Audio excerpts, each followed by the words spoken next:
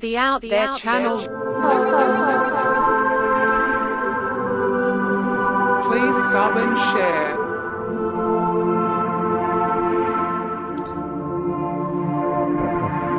Searching for the truth. UFOs, aliens, greys and ufology. Real images, real stories, real videos, real cases, researched and investigated by professionals in the field and cutting-edge discoveries. Multiple witnesses, abduction accounts brought to you by Team The Out There channel.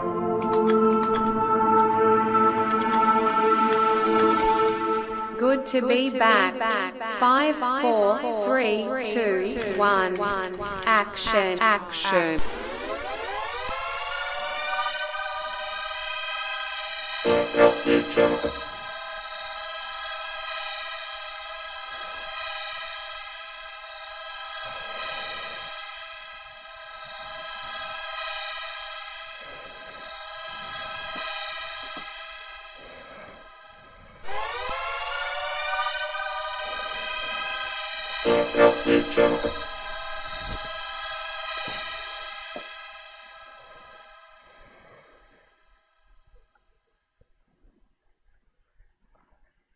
Oops. Did I close it by mistake?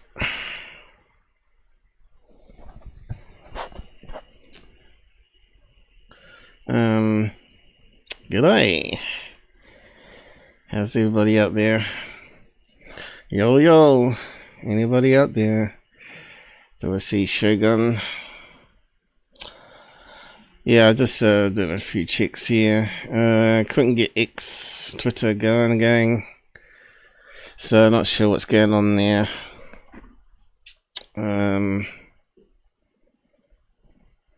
Perhaps I've been banned, huh? Keep saying error creating preview and it won't let me create the stream. So yeah, I probably have to see if I can get some support in it, which is non-existent really. I've been trying to get verified for subscriptions there for over a year now.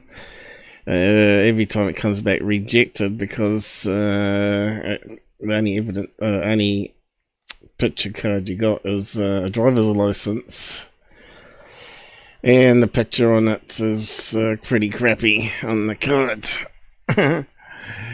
So the AI, they use an AI system, it's just not clever enough, and then the humans look at it and they think he's changed in the 10 years that he's had that photograph taken. So what can you do? That's a stupid system, really. You should be able to see similarities anyway, but Shogun, how's it going?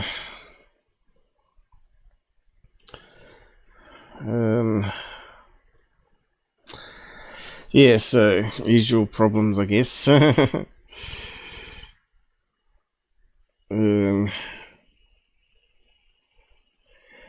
to Saturdays. Always was Saturdays. My Monday and Sundays is a bit harder for me, but I used to do that only because of Robert.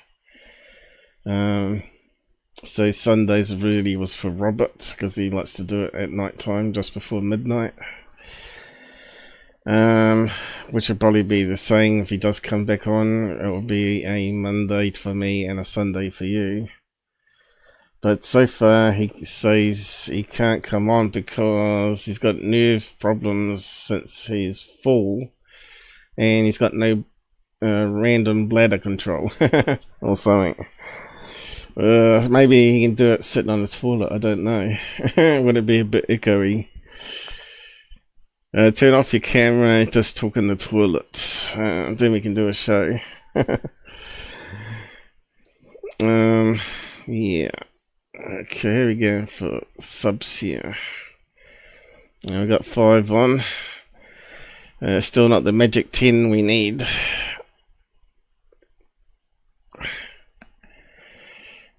And Pill still hasn't fixed the error. I think Odyssey's going under.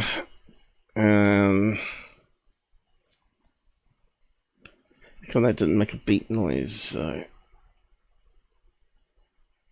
well, I'm not hearing a beep. Is the audio working alright there? Anyway, I've got a new add-on here. Allows me to type in a bigger window, finally. Took a lot of effort to get the guy to understand what I wanted. I thought it was fairly obvious.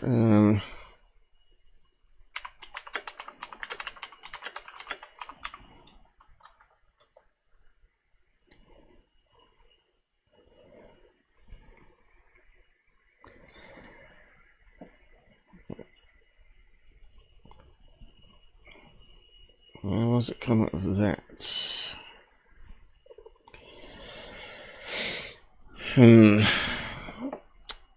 Got a bit to go over today.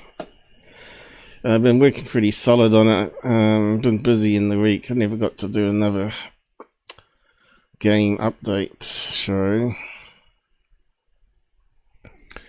But I've only had like 5 hours sleep. So yeah, I've been pretty busy trying to research stuff and get it together.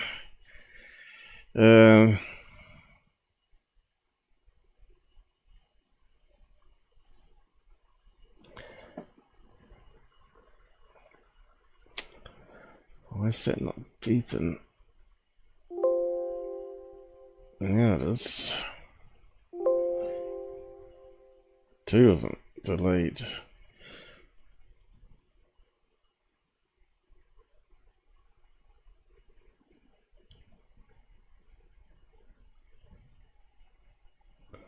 I think there's something going on there. 6 views. Pretty sure I got 1 mic there. Let me just check it.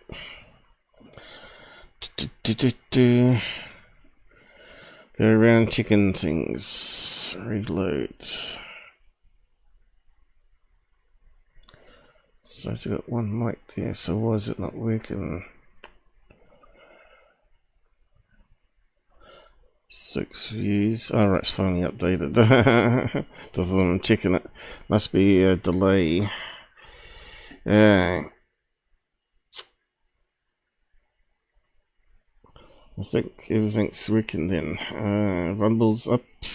So we got 3 there, and my admin panel is 3 as well. 1 like so far. Twitch. Got 1 up there. Hi Twitch. Pilled.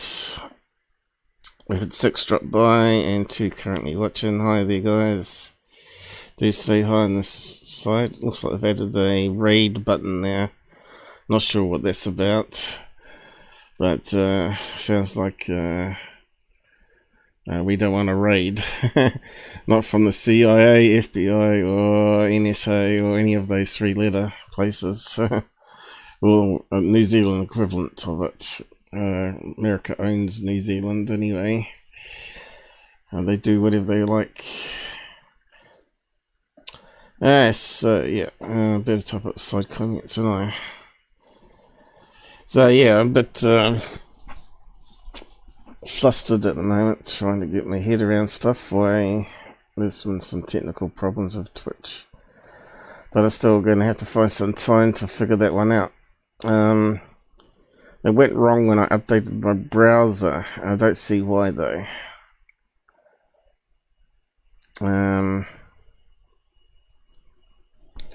Maybe I need to update it again. Or try another browser. I might try Chrome, see if it comes up with the same error. I'll do that after the show, maybe, if I get enough energy. So we're doing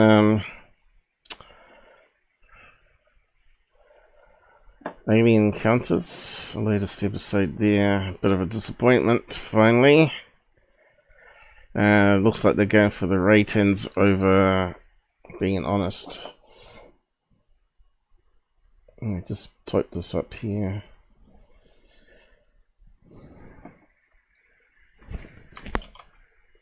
Isn't that a lot easier? Yay! And bookmark.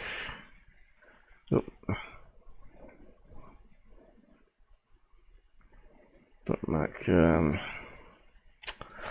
website to see if that pastes in.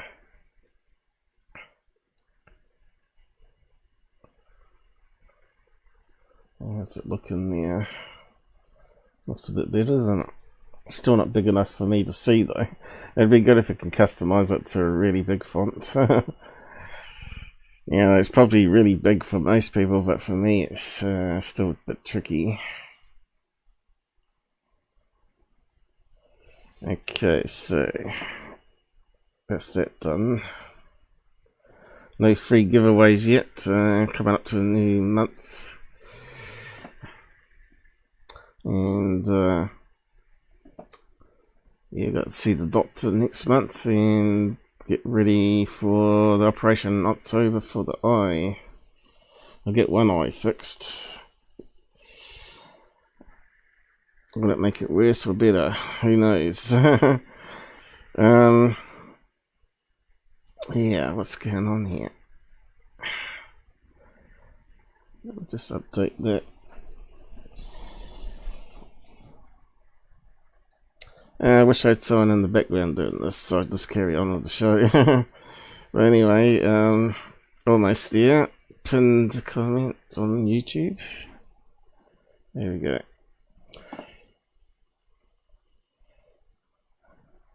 So, I think I did see a couple of comments pop up here while I was mucking around. There we got Shogun, I think. Only got one on again. It really makes it really hard to keep on going when there's no support, right? Can you hear me? Oh no, it was just me, was it? I can hear you loud and clear. Okay, thanks, cool crazy man.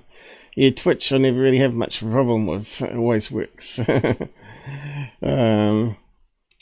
it's in sync is another thing. I used to have problems because I wasn't a partner, and they limit the bandwidth by looks of it. Have you read parts of the Zondo book? Hell no. I'm not going to waste my time on a book of lies. It's all fabricated nonsense. About the orbs coming into the house. Oh yeah, that's, you know, we've been talking about that for years. Most of those cases are in UK and often related to plasma balls, which is like ball lightning, although they're slightly different than ball lightning. They seem to have some intelligence in it. Who knows? The energy, you know, is maybe intelligence. I remember a similar episode on Star Trek where it had like a ball lightning that they interacted with. I can't remember what it was called now, but Spark figured it out, that the energy is actually a living thing. Maybe in some instances, or plasma. The universe is plasma. So who knows? Maybe we're living inside a body of plasma that's living, and we're like little microbes inside the plasma. Yeah, it's fervently scaled downwards as well as upwards. But like Land of the Giants. Apparently he can remote view too. I know, it's just a load of cobblers, crazy man. Crazy guy. Yeah, I won't trust any of that. Anyone can remote view though. Whether you're accurate is another thing. You know, I've done some of that in the past, PSK and all that, and I've got some really interesting results where it breaks all the odds, but it doesn't keep on happening. It's hard to explain that. You know, you hear synchronicity and ufology, but often you have synchronicity when you're talking to people about a topic and you both come out with the same thing and hit enter. You often get that synchronicity where out the blue you suddenly change the topic and you both do the same thing at the same time. Now I get that quite often, which is quite interesting. Jasper has finally joined us. There you are, yes. Shogun, Jasper, and Cool Crazy Man. Thank you for hitting off on the side for us finally, and we finally got 3 viewers on YouTube. Now, not sure what's happened to Rumble, but we only got 1 there. And we haven't even begun yet. We only got 6 viewers. You know, I like to get that 10 viewers because I feel like I'm wasting my time otherwise. It's like, you know, when I used to do classes, I used to have too many in the class, 30, 40 people at university that wanted to listen. And boy, they did like what I did. I made it so easy for them. I was able to convert very technical topics down to lay terms and they could pick it up really quickly. But I only did 1 year of part-time teaching there, and also for electrotech. They wanted someone to do night courses for electrical engineers. So yeah, I taught them PC fundamentals and hardware and ripping open PCs and reassembling them, that sort of stuff. That's before my health problems and eye problems, of course. So I got a few tabs here, but I've been a bit busy researching various things, and one of them was to do with the alien art, so maybe we'll start there.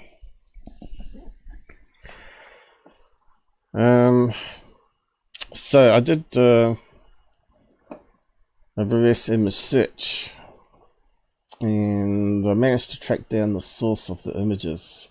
Now, if it was taken from a science paper, you'd expect to be on lots of websites, and Tineye found 0 references, and I thought, bingo. Tineye doesn't look at all social medias, you see, it only looks at websites, from what I can tell. But they suggest it comes from social media, which is a place where you get a lot of fake information, fake news from, right? And if it's not on any news site ever, or science paper, journal, or anything like that, then it's highly suspicious. So, talking about this one here, just to refresh your minds. When it looks too good to be true. So, yeah, so I did some research on that, and I managed to pin it to a source on Instagram. Instagram is equally as bad as TikTok, right? And come from this guy here, Ahmed. So a Muslim or Islam, Indian, I guess. And he looks like he's a guide, a tourist guide. And he blabs here, I think it was, about UFOs and aliens on the wall, which is obviously, you know, it reminds me of all the fake alien mummies down in Peru where they got a museum, and the guy promoting the alien hand and all that. It's a good way to get tourists in the door, right? To have a look at this alien bodies. Well, this guy's doing it with AI art. This is all AI generated. And it's getting better and better, and as you can see, it's getting harder and harder to tell. And I see it here. Why did you make fake AI art? Do you make money as a guide? And no reply. And no band. So I sent it to Lionsground to see if it was interested in doing an episode on it, but I'll just do a quick thing here myself. At least it's out there then. So if you go through all the images, you'll see all those ones in the video come from this location. So we've seen that one. We've seen that one. And we've seen that one. Although I think the video flipped it around. Changed the which way it was. And this one here, it looks like cowboys rather than Indians, right? That looks like maybe a Mexican priest, maybe, and 2 cowboys. I don't know. It's a bit hard to tell because you don't see the faces. And this one looks really fake. This here looks like the hand's too big, right? And the arm doesn't look quite right. This is where the computers always seems to go wrong of AI art. Not sure if that was on. Don't remember seeing that one. I think that was at the very end. That was the very end of the video, and I didn't go back and look at it. But this one should have been fairly obvious that something's not quite right here. And these obviously Muslim ladies. Oh, I'm going to press the wrong arrow.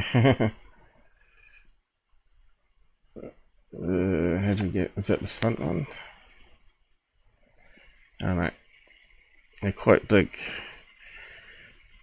And I don't think we saw that one. That's the extra one.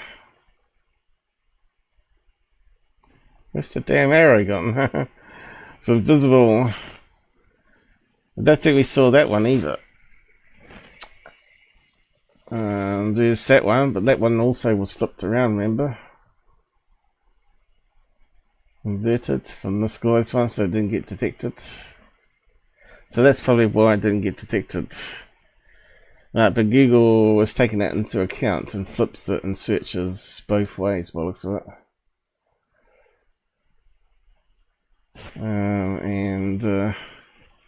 That maybe. Oh yeah, we did see that one. Again, it looks like a load of miners. So I thought, okay. Well, it could be. Yeah, it looks like old-fashioned 1900 miners, doesn't it? Oh, Nazis or something like that. Looks like Nazis. So I kind of think maybe the AI art's taken images, old images, but redrawn what they're looking at, right? So it's probably some sort of figure there, and it sort of raises it and puts its own thing on.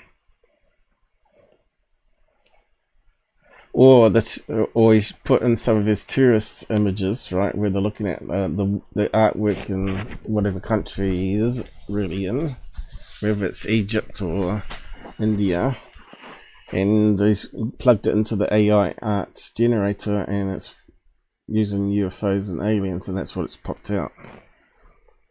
Kind of looks like Nazis there, but I suppose it could be a tourist wearing funny clothes. Could be Japanese even, isn't it? So I wonder if you could find the originals, the sources that used. Is that all of it? Yeah, there we go. Finally got to the end. So yeah, can we tell if these are AI generated? Can't see any errors in the men here, right? It's a bit hard to tell because they're in silhouette. Looks pretty normal, doesn't it? But we did find there's some strangeness with the fingers on the hands of the aliens. But then again, you discount that because aliens can have multiple fingers, right? But it makes me sick that people are using AI art in this way. Using DALL-E 2, I'd say, and keep regenerating and improving it. There should be some sort of watermark on the video, on the images, right?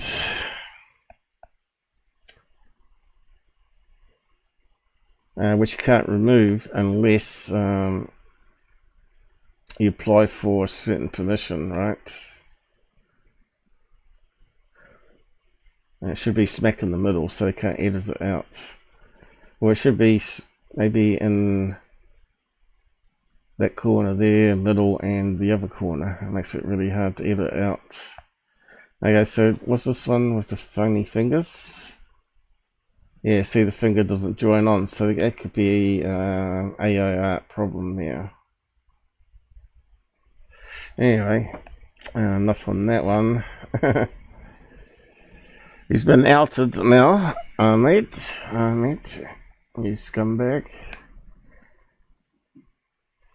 Yeah, also I should have read last week, but surprise, surprise.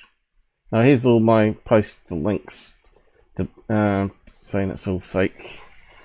I've updated it. Should be really a community note there. I was surprised to see Giorgio tapped in here. Fake AI bullshit. And I said, yep, seems so, based on the Kimberley Australian art. So, a lot of it looks like it's been taken from the Kimberley Aboriginal art and mixed in with other images that the guide had taken. That's what it looks like.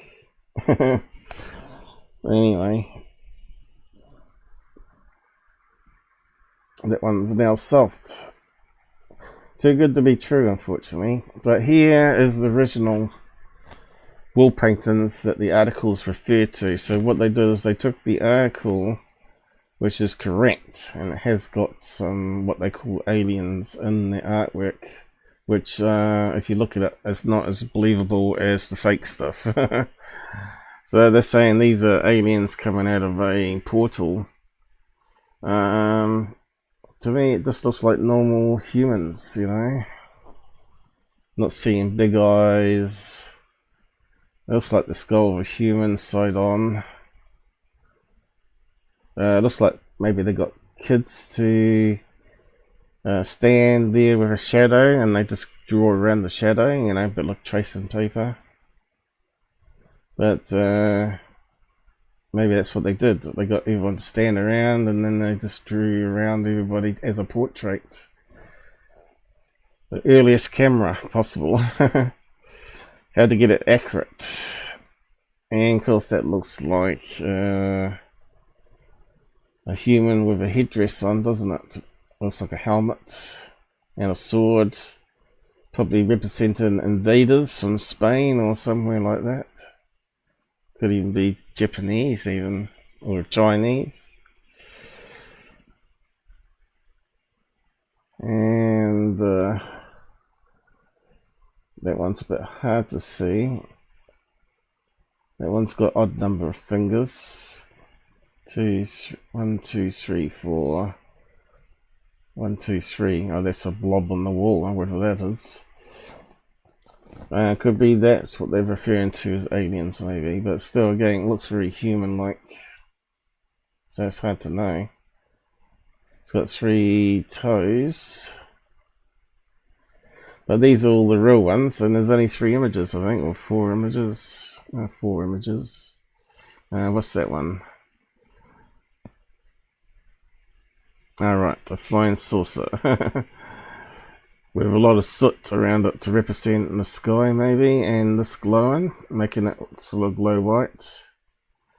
So I guess it kind of could be a UFO, but it could be other representations, right? It's not really as believable as the AI art.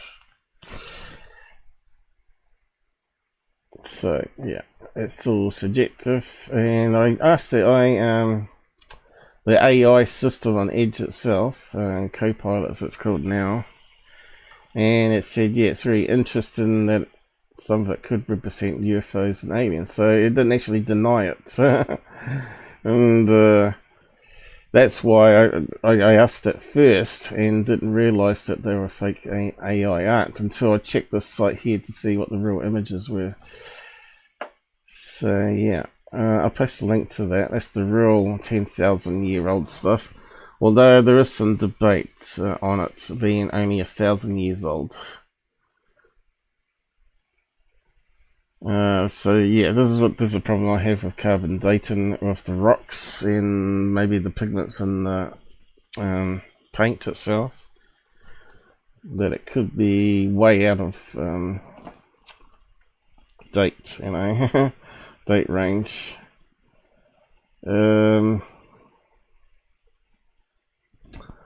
What did I miss here? Yeah, it fooled us all, didn't it?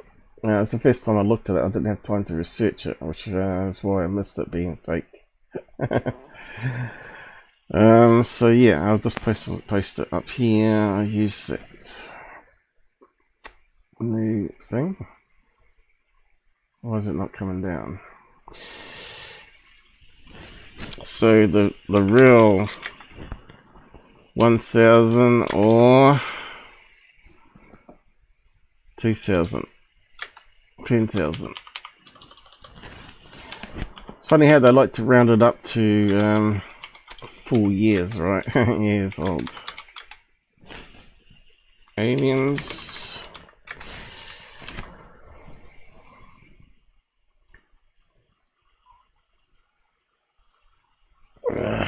That should be okay, I think. The owl's next to it. Still not big enough for me. There we go. Is it working? Let's scroll down.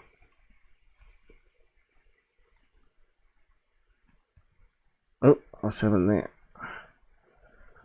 I didn't do it.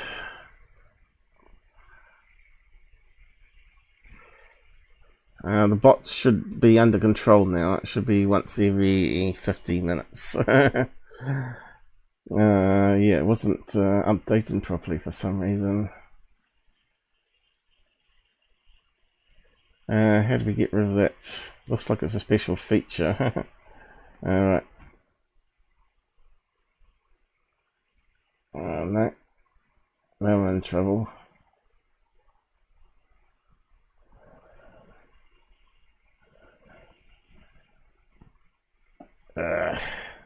Well, at least my link worked. Copilot brought up. Okay, we're done with that one. I'll just go through all my research here. It's a few tabs, but it won't take long. And this is the original Aboriginal art that it probably was using to base the better images on. Because these ones look more realistic, right?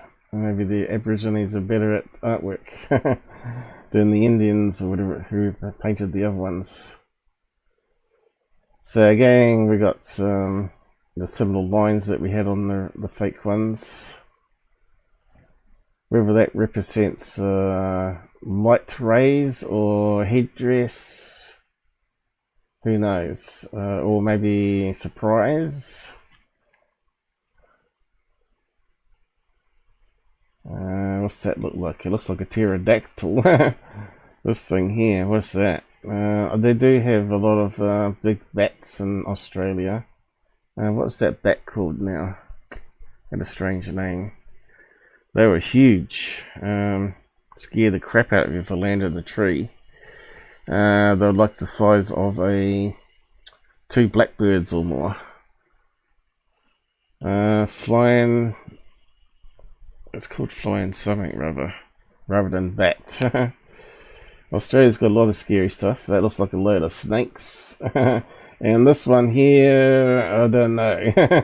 Doesn't look like a snake to me. That's like something similar to down below. And we got a frog. And we got handprints. Ancient graffiti. And this is where the alien ones were based on, bollocks wits. Although it hasn't got 3 eyes. You can see the AI art took this and rotated it around, right? It's kind of clever though. And that looks like some sort of bonfire party. Having a bit of fun, eating some kangaroo. And these ones look like aliens again. Well, not really. They look like storytelling, like mythology, right? Although they got some fish thrown in here that looks like a rocket, so you can see how that could be misinterpreted. And we got a TR3B. Another TR3B. And it looks like now we can see the rest of it. It looks like it's got a faded body. So it must be another fish.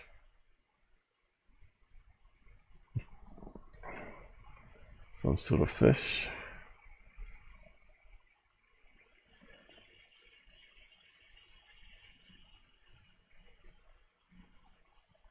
Another fish. That's getting better. Good ones to recognise that one. Is that the Barrow Monday, maybe? I don't know. What does it say there? It doesn't say. Stick insects. I can draw those. With the mouse. Can do better with pen and paper. It looks like it's looking down. Doesn't really look alien though. So that's the real alien art that it was based on. Clearly. And then I found this here, scientists debating the age of it here. Rock art expert junk claims about alien forms. He's denying it's aliens. Expert and prehistoric antiques and rock art. I think we went over this site last time, but we skimmed over it. And didn't read it all, so we missed out crucial bits. Experts who are on 10-day visits to the state. They also infamously denied paintings at Karamara village portrayed aliens. Well, one of them looked like alien though, and one of them looked like UFO, so how'd they explain it away? Findings suggest humans in prehistoric times may have seen or imagined beings from other planets, which still create curiosity. Extensive research is needed for further findings. Presently doesn't have any such expert who could give clarity on the subject. Exactly, they could tell us what they are in the pictures then. Who are Turin? Yeah, just read all that. My first impression that they were humans. Well, the first one looked like it, didn't it? We clicked and photoshopped them. They all have normal limbs like humans and hands. Apart from one of them. So yeah. Cannot be older than 1,000 years old, it says here. So talking about the minerals and the colours. There you go. Paint pigment.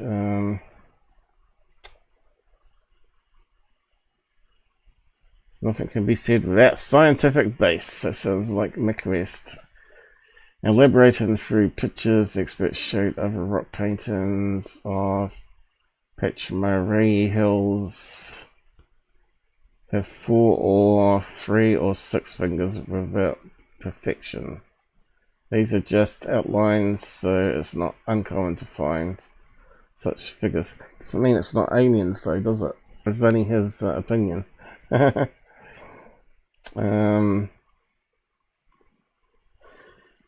So yeah, take it what you want, but yeah, those ones are faked, unfortunately. Too good to be true. So yeah, found this on this site here. Like, was it Quora? I don't know how you say that. I thought, well, that one there could be a real artwork. But again, I did a image search on it, and it come up blank. Only come up to posted on the dodgy sites like Instagram or TikTok. So I couldn't find any reference to that one, unfortunately. But yeah, you know.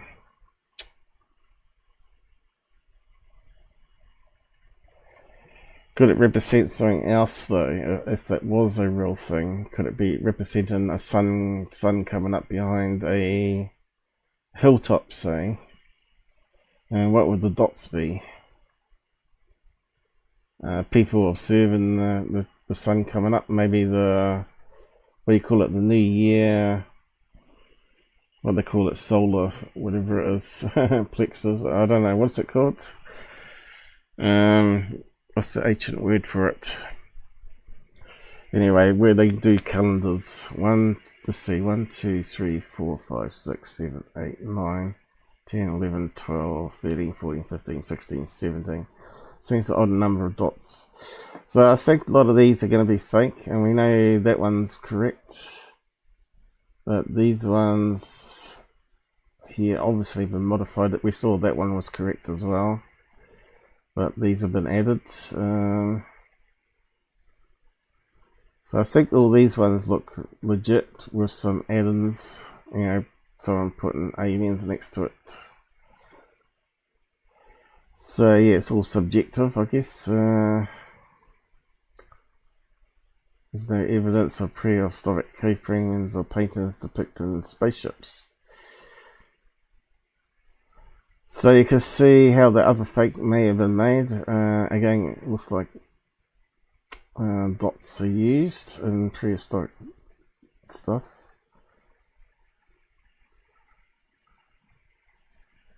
But again, that could be fake as well. That looks like a normal hand. This thing here looks kind of strange. It looks like a spaceship. So again, it could be a fake. We've got no way of knowing without doing reverse image search and spending time looking into it. Ancient blocks. Again, it's going into ancient alien stuff, isn't it? Easter Island, I guess.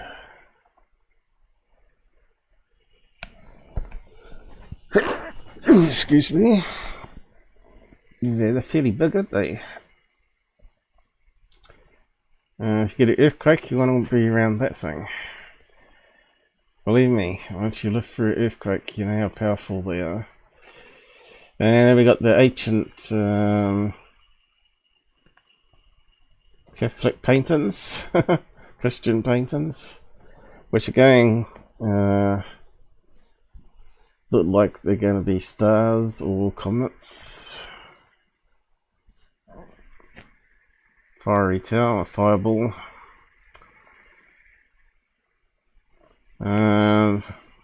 Ancient carvings, which have been over before. Also, some of them have been faked or just represent strange looking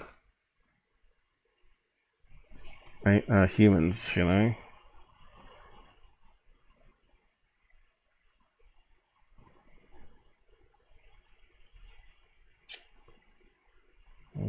Got this one here.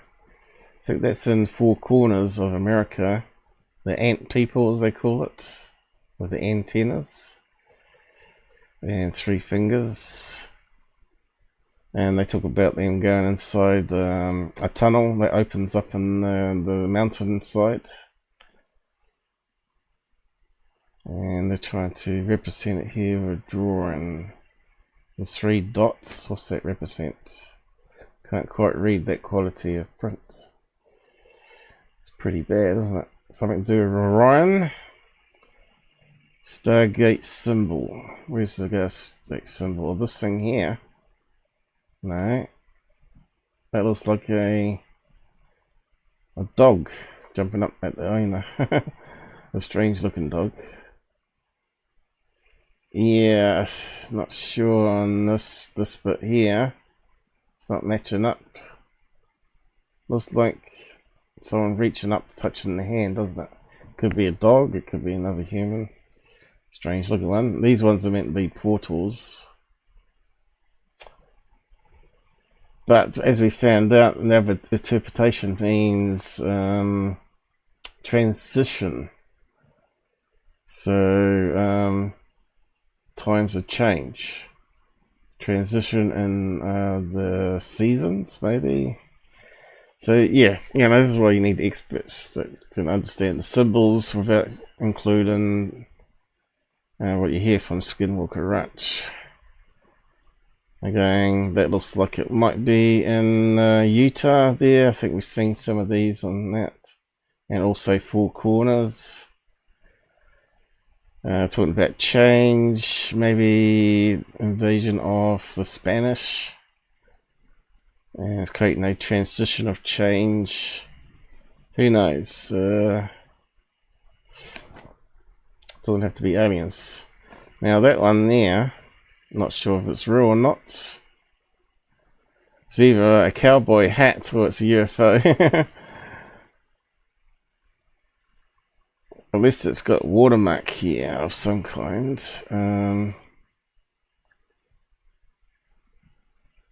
We've got a thing that looks like from some sci-fi movie here. Looks like a lizard. Again, we don't know if this is real or not.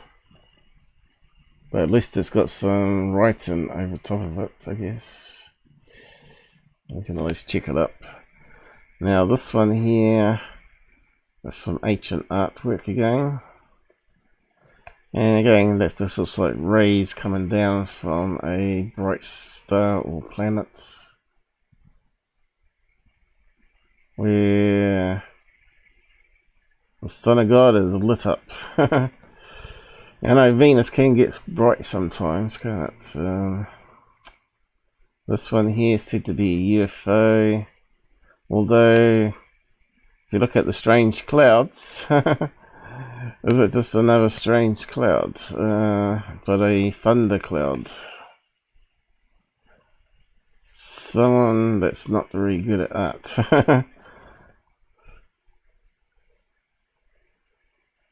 A lampshade even, you know. So who knows? And they got the sun with the rays coming down onto the gods, the Egyptian gods, which are humans. Although the elongated skull, you know, and they did that in also South America. So could it be that one of these inbreds, because they inbred, didn't they? They had sex with each other, not knowing about DNA, saying that the gods only have to breed with other gods, which is like upper class, or the elites. You'd expect some birth defects, and it might be a big skull, right?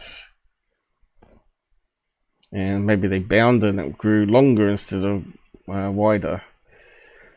Maybe that's where it started from. Who knows? Who knows where it all started from? They don't have proper history books or science books, right? That one's looking up to the heavens, and God knows what all that is. Looks like Mary or something, angel. So you got to remember back then they also had mental issues of seeing things and hearing things, and they reckon that's where Jehovah's Witnesses started. The woman that started it was having visions and hearing things in her head, and so she wrote it down and started a new religion. Because I'm just paraphrasing, just making it a summary here. This one here kind of looks like a hot air balloon to me. So it looks like it's got a hole at the bottom. So they're claiming it to be a UFO.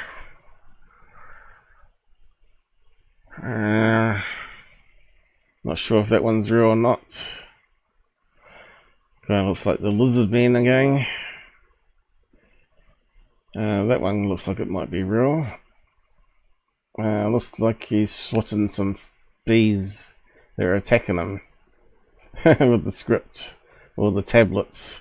Go away, bees. Again, we got the comments. Comment again.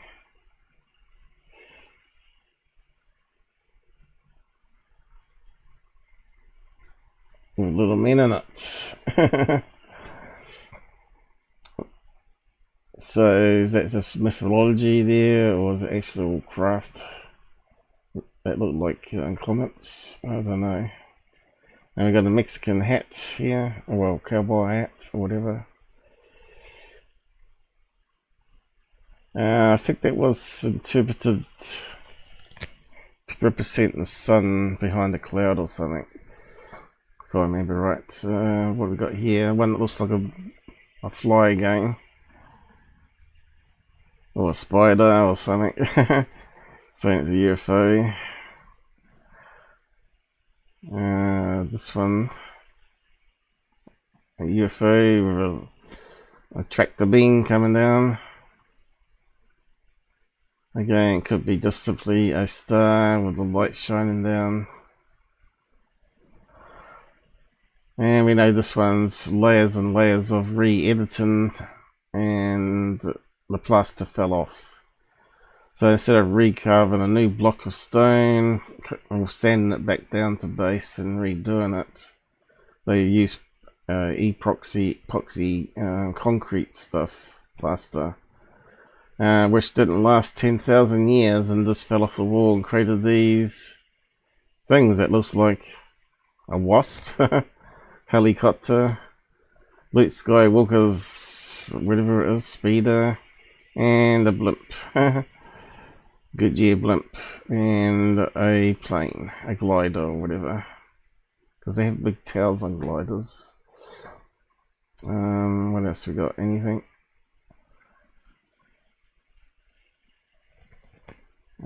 Animals, looks like goats, or yeah, I'd say goats. Some poor African woman that's had lots of kids. A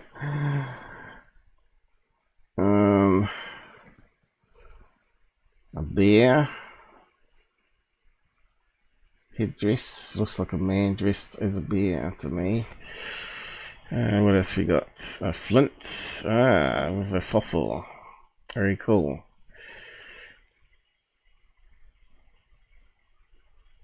Back to that one again.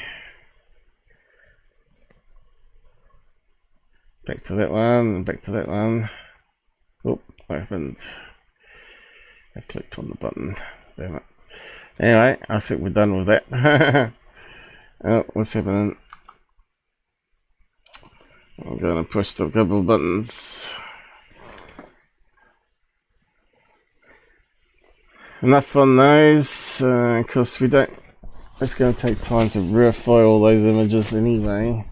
But we're seeing a lot of those in the past, so they're probably before the AI was around.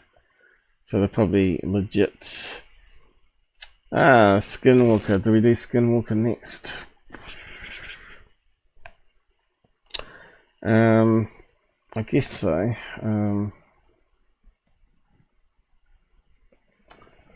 I should have closed that down, shouldn't I? I was going to post more links. Here we go on the side. What do you think of all that ancient art? Now we're finished with that one. Solstice, yeah, there we go. I should have read the side. I know you guys would know. Now that's interesting. I will make sure to look into ancient UFO paintings myself. Hey, those snakes were cute. Yeah, I think someone snuck an artificial snake there and drew around it on the wall. But yeah, probably Aborigines had a sense of humour back in those days, right? They're probably all drunk on fermented kangaroo milk or whatever.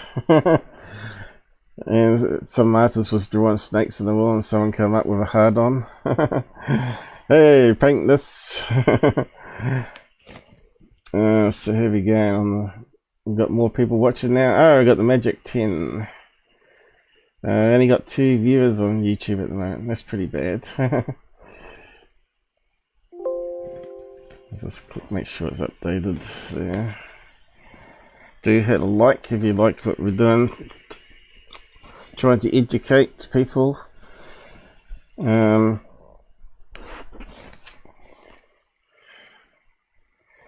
So yeah, what I did is to reverse image search. I grabbed chunks of the video images and stuck it into the search engine, and I've shown it before. I'll just go to Google. So Google's got this one here called search by image, and then you can load up your graphic here, and if it only shows up on Instagram and TikTok, it's a bad sign that it's probably a fake, right? So that's how you do it anyway.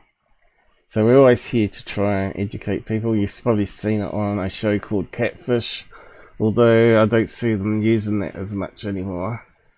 They use some other tools that integrate their own image searching. So here on Skinwalker Ranch, okay, we'll do that one next.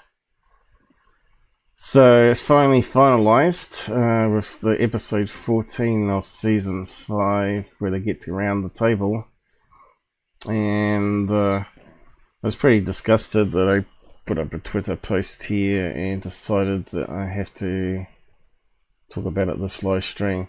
So Skinwalker Ranch, another flop. End of season, they use a hot air balloon burner, which clearly has a ignition, a pilot light continuously lit by sparking electrical plug. Trevor's PhD scientist said, "I don't know why gas would make RF noise on CB radios." Said, "What the hell?" As you know, when you get a spark on an electrical system, it creates random RF noise. So yeah, if you've got a continuous spark being going off on a burner underneath a balloon, trying to shoot a big flame into the sky to try and burn out that so-called hidden UFO in the portal. They're such idiot. The show is so stupid and it's so unscientific. I don't know how anyone can really watch it. I just cringe every time I watch it now. I used to think it was funny, but now it's getting really cringy. Especially when they say they got 60 terabytes of data which they won't share publicly because they're scared the debunkers will expose all their scientists as stupid. All they got were bugs on film and Lidar and GPS anomalies and radio freaks, which can be explained by various factors which I'll go over today, like sat phones and GPS blockers. As you know, they're not isolated. You know, they've got a campground up the other end there where all sorts of jammers could be applied, balloons released, and drones and people sneaking onto the property. So there's no security, there's no people going around security. When you see these live shows with the ghost hunters, you normally see the security. They see it locked off and you see the security guards going around on that perimeter, making sure there's no intrusions onto the set. You don't see that in anything on the Skinwalker Ranch. You just got the dragon guy. He doesn't look very happy most of the time. The show claims lots of data, but it's in a form of GPS data points, some being corrupted by various factors, which I will go over. And because I've done the research, unlike the other PhDs that are too lazy to do the basic research, or maybe just like an easy payday to sit in a control room. Speaking of which, my control room, one of my cameras has gone down. The corner one with the 20 times zoom, it looks like it's got a problem. I'm not sure, because it's to do with the LAN connection. So I think I'm going to have to muck around with that as well, spend time on that. So I've got all these projects that get in the way of me doing other stuff. But anyway, back onto this. So they got new centers storing 1 terabyte of data a day. They reckon it's going to be too much for them to solve anything out of it without having to use AI, which we've just been talking about. The rockets and lights disappearing, easy to explain as a dark cloud not seen and passing behind. So we're going to go over that with the images. Ryan Gray begs to stay on the team. It's good for catch making, of course. The show is a joke, and I don't get Brandon's believing his team of so-called experts when they can't tell bugs on camera. It should be even on 500 frames per second. Now, depending how close they are, you can sometimes see the wings on 500 or 400 frames. And basic science like Sparker and Myla letter A balloon bouncing around, and GPS loss. That's what it said. No likes, no reshares, nothing. But if it was Mick West, yeah, people would like it. Let's just reload, just double check that. I'll post the link down my summary. Okay, still no reshares, no loves, and 37 had a look. 37 lurkers. One day I'll be proven right, and Mick West will repeat what I've said here. That's generally what happens, you know. Okay. Full summary for season 5. And I'll go over the technical specs of it all. Season 5, Skinwalker Ranch.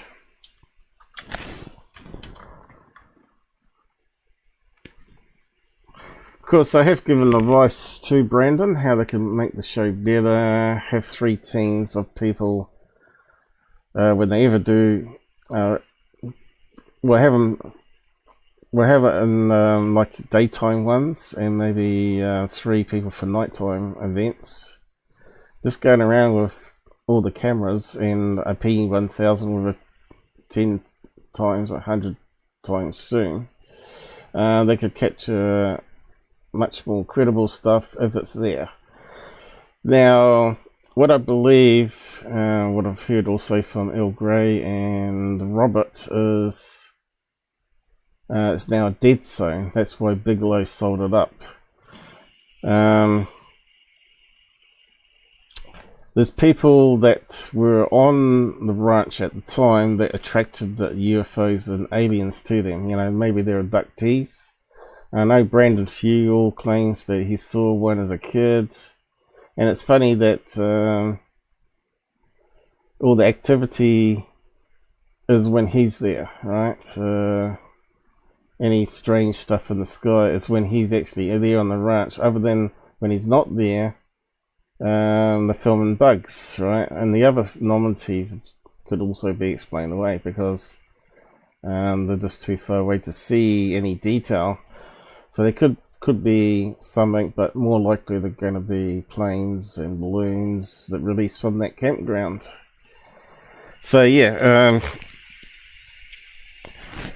there is information that Bigelow had a special psychic medium that he used that would go on the ranch and cause stuff to happen.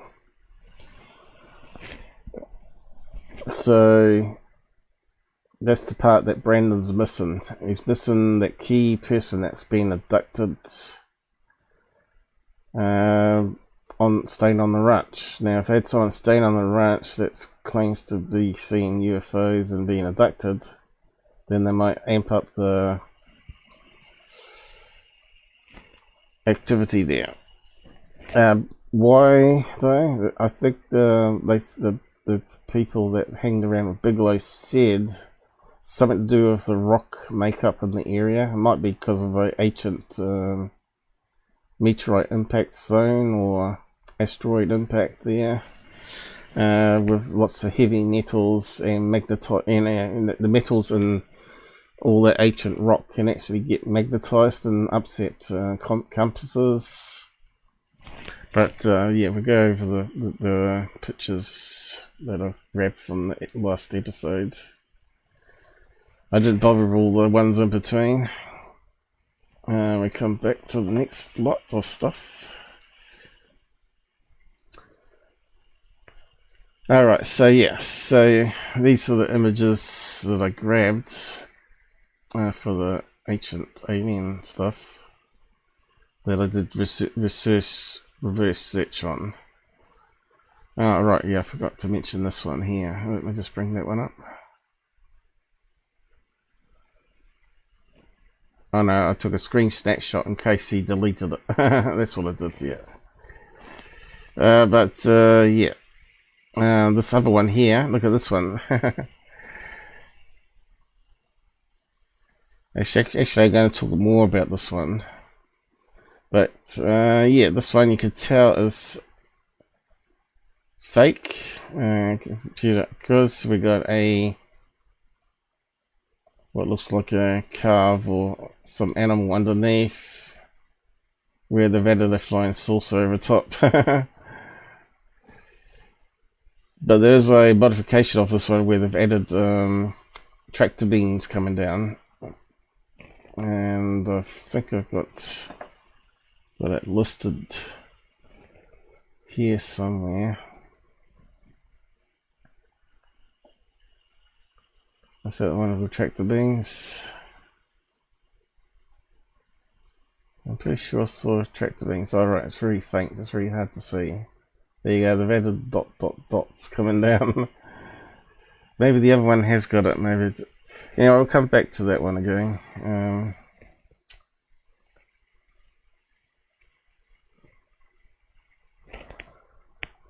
And read what the comments were there on that. So, Skinwalker Ranch stuff. Skinwalker, and we also got to look at the Alien show, which is a bit disappointing, the last show.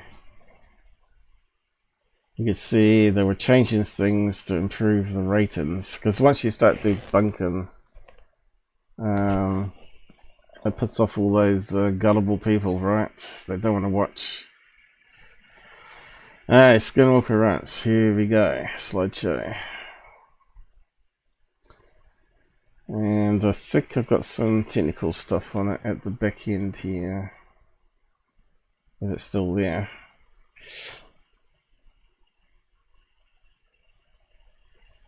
Yeah, here we go.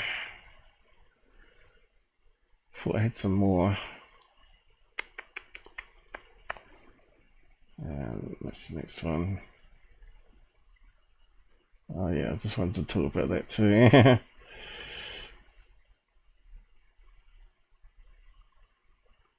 And David Bruce news. Yeah, okay, that's what I've got. Well, I had another one bookmarked, so anyway, it doesn't matter. So yeah, this is some of the evidence they caught apparently when they were setting up the drone display with thousands of drones on the ground. And they pick up this one here. It's not a drone, it's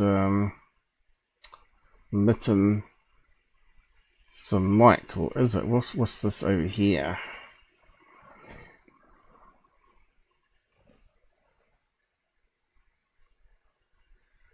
Looks like it could be some light system, isn't it? Shining lights up. So it's illuminating something in a beam of light going upwards, I reckon. But anyway, we haven't got a before darkness set up, have we? To overlay things. So they do 1,000 drones, and what happens? They all start falling out the sky again. The GPS goes wrong. It makes a right mess. You can see how overexposed it is on that image there, even. Not the best of cameras. Okay, looks like that's still there. Okay, so this is objects now moving away. Whatever it is, I think the way it was moving, which is a bit hard to show in stills. If you look at the video, you can see it turns and goes away this way, which suggests it was a bird that maybe was hiding in the bush and got disturbed by all this shit here. Decided to fly away. It could have also be a bat. I don't think it's a bug, that one. It's too defined to be a bug.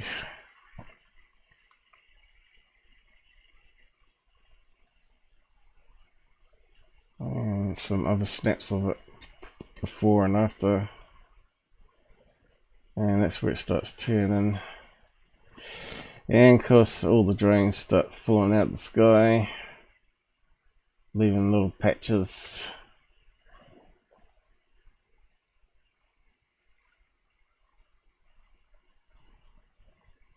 And it comes down like a hailstorm. Lucky enough they got a tent where they bounce off the top of the tent. When a drone swarm goes crazy, you know, it's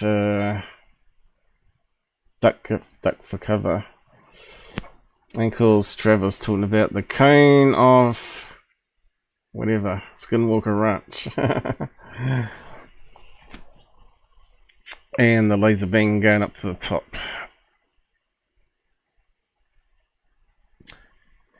So they start doing a summary of what stuff they've done last season first.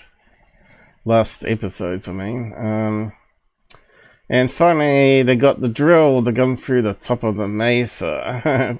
How many thousands of dollars did they spend on that?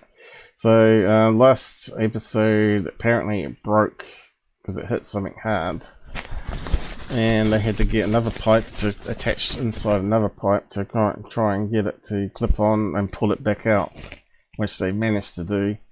So they finally put a new drill end on it and managed to get through the rest of it. So now they can put equipment through there and try and measure what's in that debris zone. Is it tractor parts? Is it old mining gear? Is it a collapsed mine even? Who knows? Could it be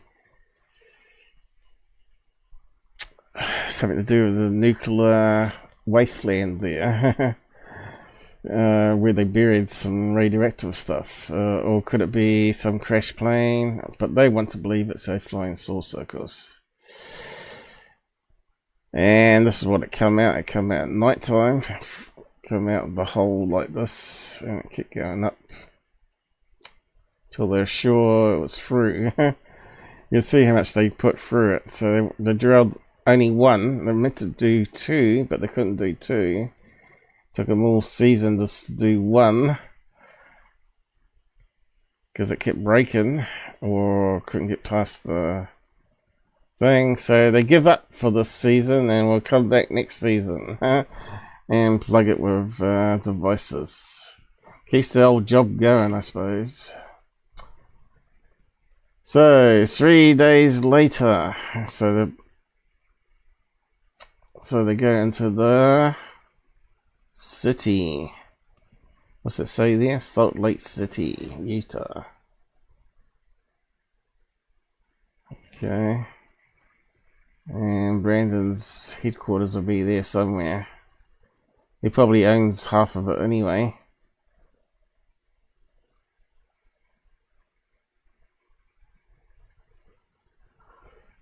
On to the next one. There's Brandon's fancy place that he built with all his collectibles in a special room. 10 AM. So they all got to sleep in today. 10 AM meeting. And there's that PhD scientist, the little midget man. Or I should say short person. Short people. And there's Brandon.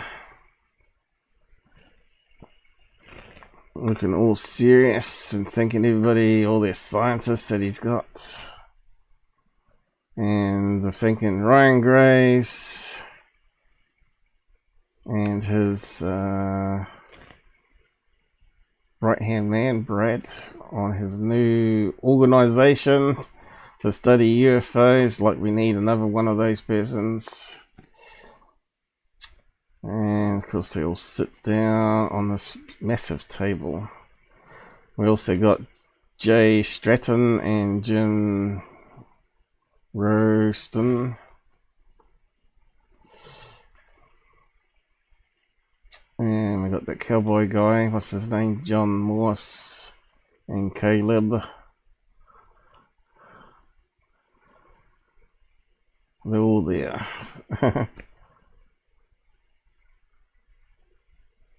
And look at this guy. Dragon always looks like, I'm so bored of this shit. And he's got a long forehead. You know what they say about long foreheads. Never trust a long forehead. Yeah, he's part of security. He's a bit of a long forehead too, really, but not as bad as this guy. He's not even paying attention to what Brandon's doing, you know, he's not even looking his way, like. God, let's get over this Mickey Mouse Disney meeting, he's probably thinking. This PhD scientist. He's very excited, of course.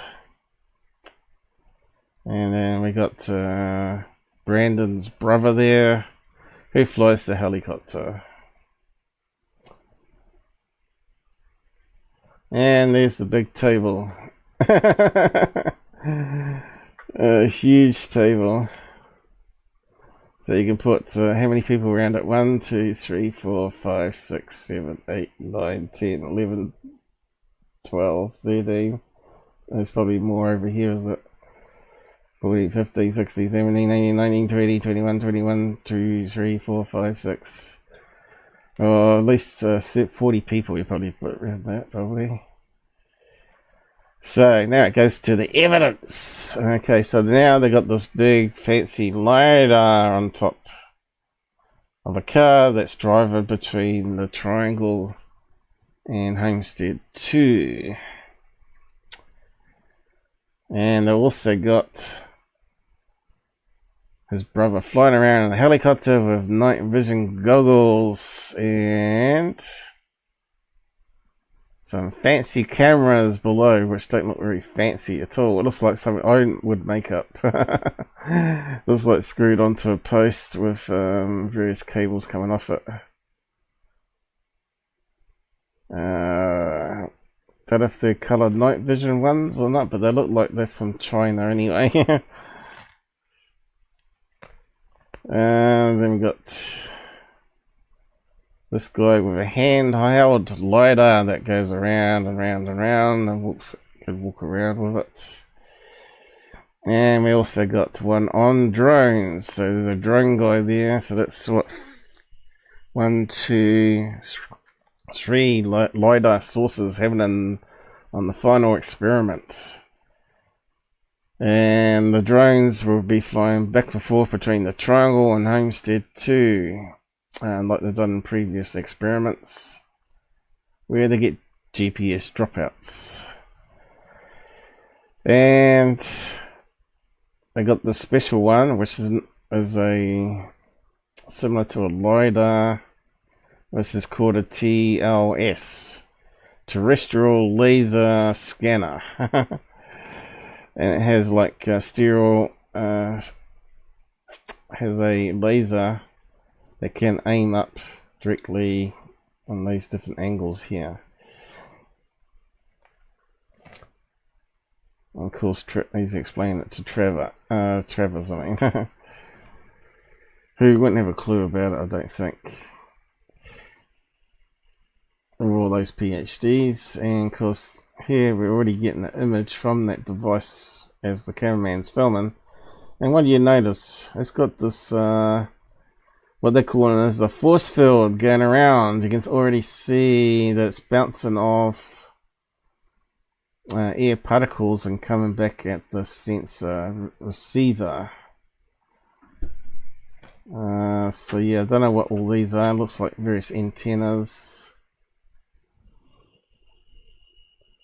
Looks like got some food being delivered. Thanks. How am I gonna find time to eat that? I don't know. So basically, you can see the laser beams are going up here. So how's it getting reflections coming back this way, right? So is it just going up, or is it just shining forward as well? You know, there's no explanation of how this thing is working. There's no diagrams or anything on the show whatsoever to show the bounce back of the laser beams and how it works. And I tried to look it up. Most of these Lidar systems are aimed towards terrain. So I guess they got some aiming upwards and some horizontal. Because normally you have a mapping the terrain, not the sky. Because there's various issues with lasers and clouds. And that looks like a drone hanging there, flying above there, just above them. Which we didn't actually hear on the TV show, which is kind of strange. What's this here? Looks like some sort of another antenna system they've got. Oh, this is cherry picker. Is that a person up there in the cherry picker? That's cameraman, maybe. And various antennas. Okay, so moving on.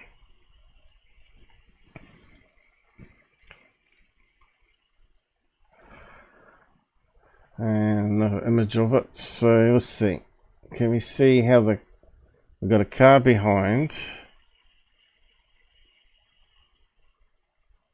They're looking at the display here.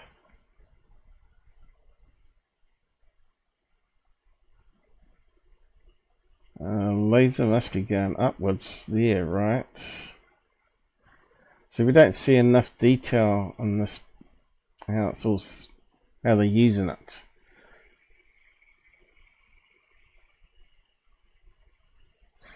I'm guessing this is pulsing up and down. Looking at this here, this thing here is rotating, so it's looking down and then going up, down, up, down, up, down, up. So that could explain why they get a lot of anomalies, right?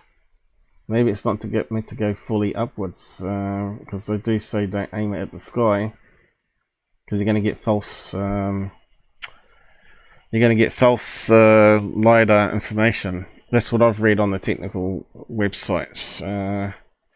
They even get problems with buildings, right? If the laser bounces off a corner of a brick, it can split the beam into two, you know, because of the right angle, right? So you got double beams coming off. So there's all sorts of things that go wrong with these things.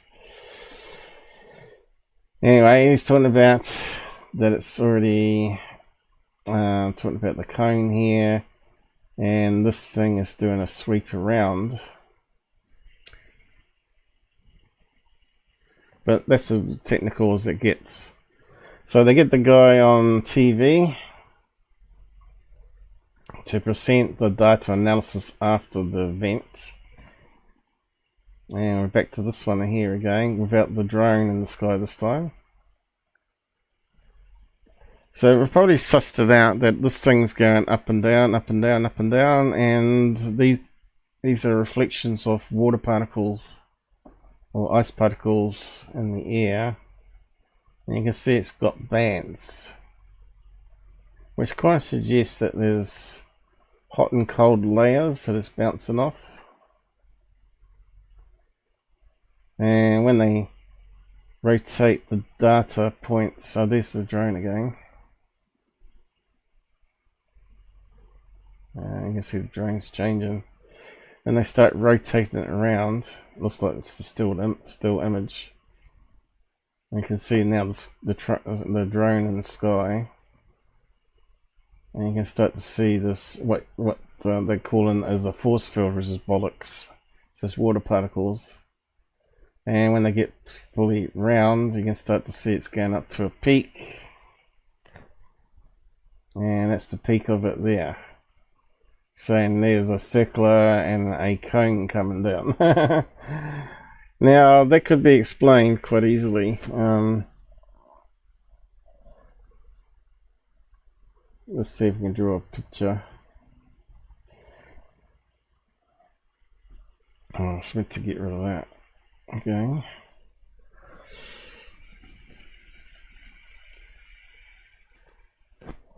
Why is it not coming up? Oh, it's just slow. So our interpretation of what we're seeing. Why is it not coming up? Oh, it's just very slow. So we've got the terrain. We've got this camera on a tripod. Well, and it's shooting a laser beam up and down. Now, if there's a layer of water, suspended water, it won't actually pass through that. That's what happened with that big laser too. So there might be like a band of water there, ice crystals or cloud even, as you want to call it, fog, and this simply just bounces back like that at different angles, right? And there's your cone. There's your cone of silence. It's not going to bounce back crazy like this. It's not going to go off the cloud and bounce this way. It's really unlikely. It's going to bounce back at certain angles, right? It may bounce back a wee bit further sometimes, but less defined that way and that way. But it's always going to be a cone, right? Not bad for an amateur home scientist, right? You understand what I'm talking about now? I might just leave that open. It's always better to explain it with pictures. Yeah, we'll come back to that. What have I done? Too many things open. Right, minimize that again. Okay, on to the next bit. Dragon. Mr. Forehead. I don't believe this. My soul's going to hell for lying. Look at that look. Oh, I don't understand this. This doesn't make no sense. So now to bring up the next Lidar, which was it the drone? I think it was a drone. Of course, we're getting lots of trees. That looks like a tree, doesn't it? It looks like a tree. Or was it the handheld one they had? I think it might be the handheld one. But anyway, that looks like a tree. Looks like shrubs on the ground. And on to the next one. Then he recolorizes it and pans back by the looks of it. And he talks about this being anomalous data. You can see he's got some data points that are in the air that shouldn't be there. But if you have a look at the top of the mountain though, you can see how that could be possible. The lasers picking up little holes in the mountain thing and doesn't reflect back the laser beam, right? That's why you get the black hole.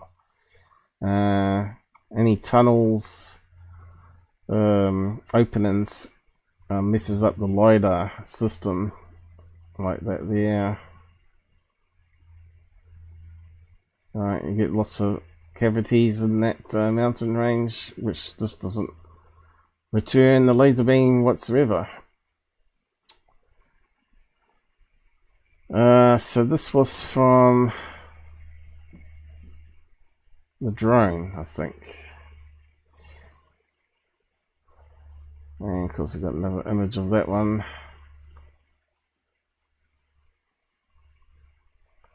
Now, going back to that web page, it's my question, the artificial intelligence. I'm not sure I can zoom in. But this is what the AI found on the web and compiled it onto one place for me. we was questioning it and it's saying you're absolutely right. Of course I am. Random data points appearing below the surface in Lidar scans would indeed be unexpected and could indicate errors or anomalies. Let's explore some possible reasons for these. Now, if it happens underground, it's going to happen also above ground. For other reasons, like water droplets as it's scanning down to create the terrain. Some of it's going to bounce off moisture in the air, even if it's very fine, and split the laser beam. So you're going to get one bounce back with a more defined signal, and one's going to be weaker, and it's going to have a point somewhere above the surface. So likewise, it's going to various things are going to affect scanning downwards, like holes and that. So noise and artifacts. Lidar can be affected by noise, which includes random variations in measurements due to factors like sensor inaccuracies, atmospheric conditions, or interference. So it hasn't defined what that means there. Artifacts may arise from reflections of nearby objects, such as vegetation, buildings, and because there's a lot of square blocks there on that maser that can bounce the laser beam off at strange angles. And there's also a lot of vegetation there, right? Leading to Arios, is that how you say that, points below the ground surface. So there you go. Even AI knows more than these scientists. Multiple returns. Lidar systems often capture multiple returns per laser pulse. These include the first return from the top of the canopy, subsequent returns from lower layers. If the system misclassifies a subsequent return as a ground point, it could appear below the surface. Ground filtering algorithms to create accurate digital elevation models. So you expect this expert to know this, right? You shouldn't have to have a Bachelor of Science in Computer Science to actually do the research and actually bring you a list of all the potential problems of the equipment they're using. Lidar data is processed using ground filtering algorithms. In other words, you've got to strip the vegetation off it to get the surface and all that sort of stuff, right? These algorithms classify points as ground or non-ground based on elevation, slope, and other criteria. Errors in these algorithms could lead to misclassified points. Bingo! Terrain variability. Natural terrain isn't always flat. It has undulations, caves, and other features like tunnels. If Lidar system captures points from a depression like a sinkhole or underground structure such as a tunnel entrance, they could appear below the surface.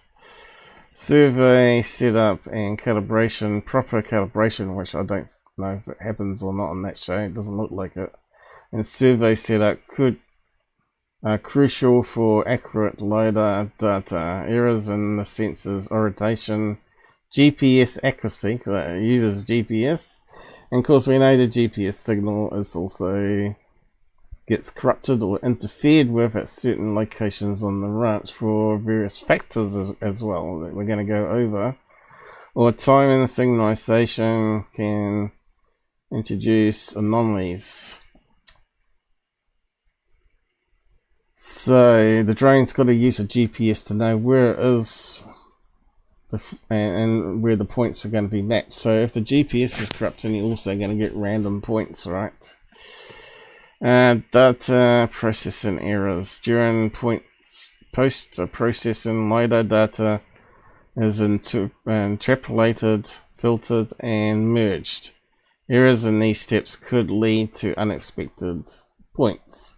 So they don't tell you that on the show, but if they're watching me, the whole 13 of you are now, 12 of you, and now are wise to the problems of their laser systems, and all that data they've collected is just errors nonsense that doesn't add anything to ufology or the paranormal.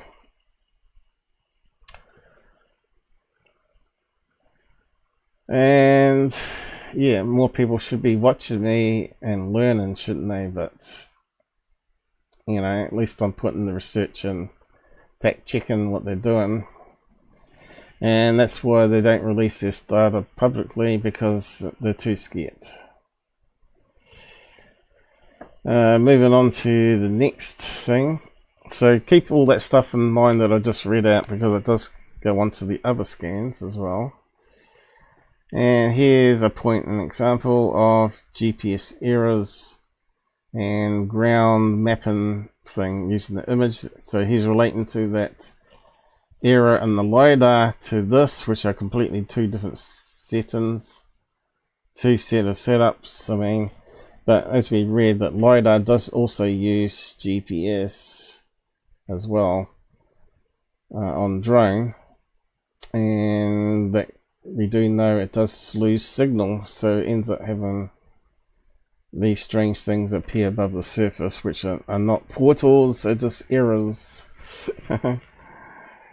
And that's what Travis was reporting to here. He still hasn't learnt. He hasn't watched my show, obviously. So, you know, you could get a lot of information from me. And here's the track of the where the drone went above. And they're talking about this missing GPS data, which is where you can see there's little holes here and there. So that's where the GPS signal gets lost. And the ones where the altitude data is lost or corrupted. And that's where the stuff that they're saying, where the strange stuff happens, where they get stuff in the sky. On the Lidar, as well as the photo 3D thing they were using, whatever it's called. I can't remember what it's called now. So that's the path of the drone from their base.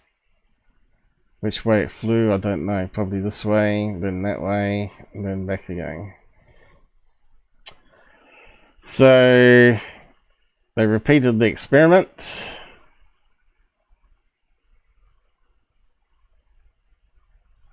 Alright, and Travis chips in saying, oh, that's where we also got what I call the letter A miler balloon bouncing off the terrain below. Saying where they got the UFO coming out of the mesa when it was just a balloon that came down, then a gust of wind took it off again. That's what it was. My enhancements and all that showed it up as a letter A miler balloon. So they're focusing now back onto the hole after Travis said his thing. Bullshit. And then they overlay the last 3 experiments in the same grid pattern, and they all seem to line up where the signal was lost. Well, apart from this one, that day looks like it got one signal there back, okay. It's not quite the same, is it? They got some signal sometime, different each time. But there is some sort of pattern happening. So the question is, why would you lose GPS data from satellites coming down over rocky terrain? Well, generally interference. So if you get a signal bouncing around rocks, it could interfere with itself as well. But you could have other sources of the 1.6 gigahertz frequency from satellite phones. So could there be someone nearby the ranch there with a satellite phone that's blasting out frequencies that bounces around the rocks and loses a signal from the satellite? Could be. Or it could be just a microwave beam where some rancher's got a microwave beam to internet access antenna. Somehow some of the signals bouncing off and heading towards Skinwalker Ranch and creating this hole here. You know, you get I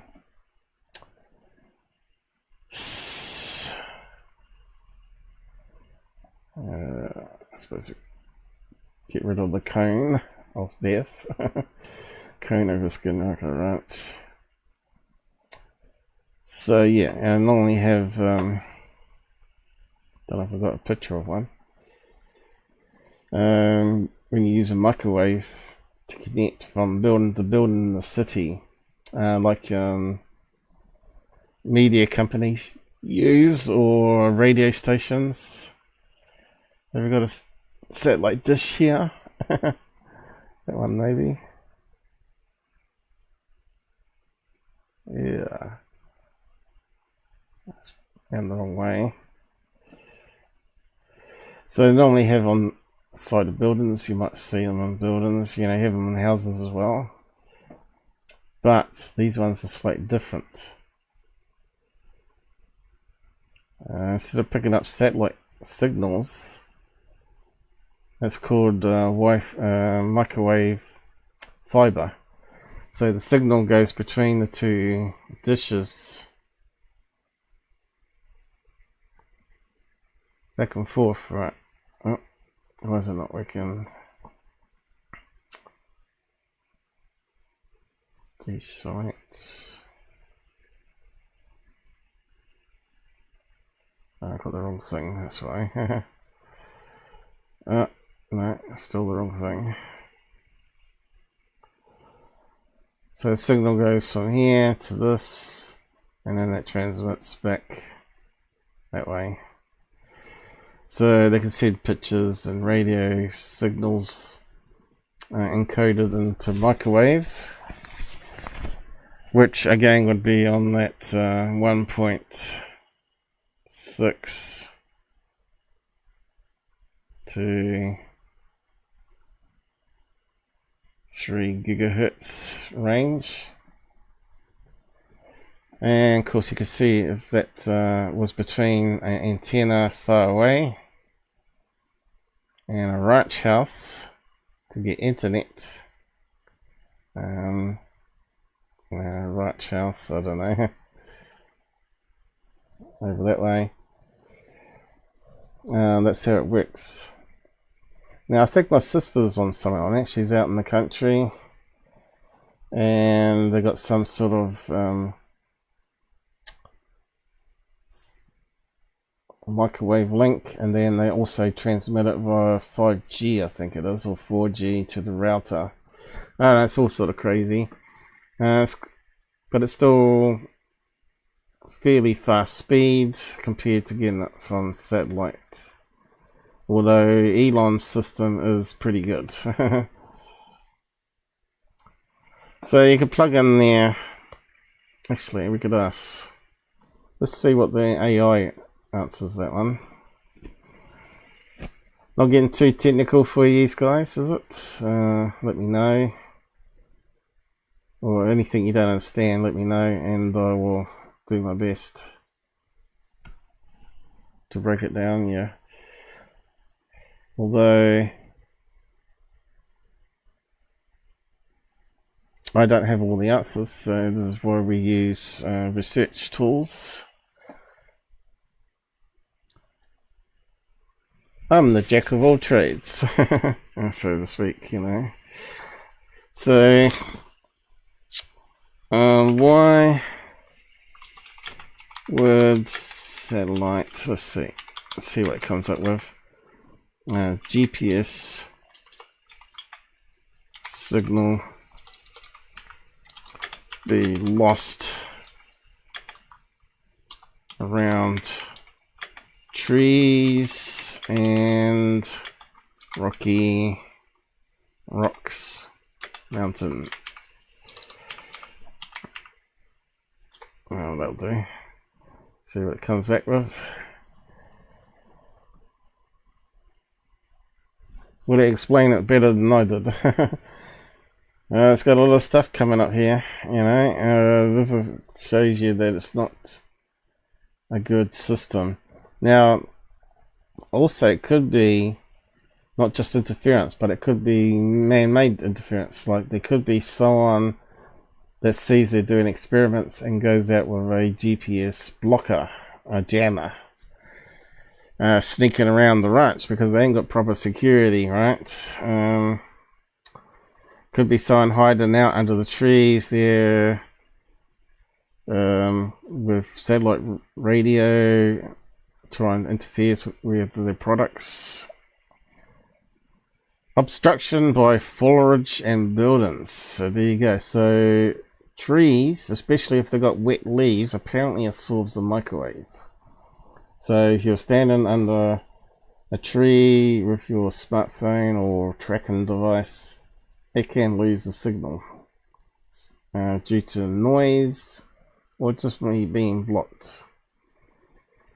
The leaves and branches of the tree absorb and scatter the radio waves from GPS satellites.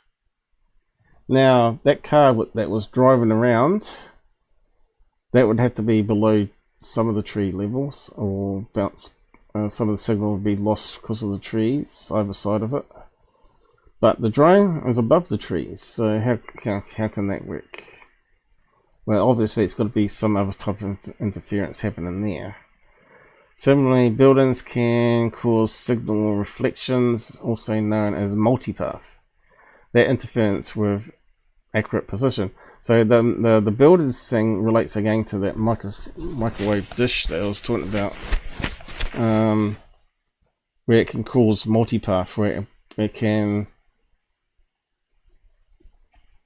bounce back off the dishes, and then some of it can be bounced off the terrain for some other reason, like a bird flies through the microwave beam and reflects some of the signal back downwards, all that sort of thing. Or it could be a tree in the way, if it's like a far enough range around. I'm not saying that is the case in this case, but it could be all sorts of things like that, you know. But here we're talking about natural things, like buildings causing reflections off the side from the satellites that bounces off the ground, off the rocks, into tunnels, and bounces around the signal, and then gradually it gets weaker and weaker and absorbed into the rocks or whatever. Multipath effects is the main reason for interference, I think, on the ranch. When GPS signals bounce off surfaces like buildings, rocks, or trees, before reaching your receiver, it can lead to multipath interference.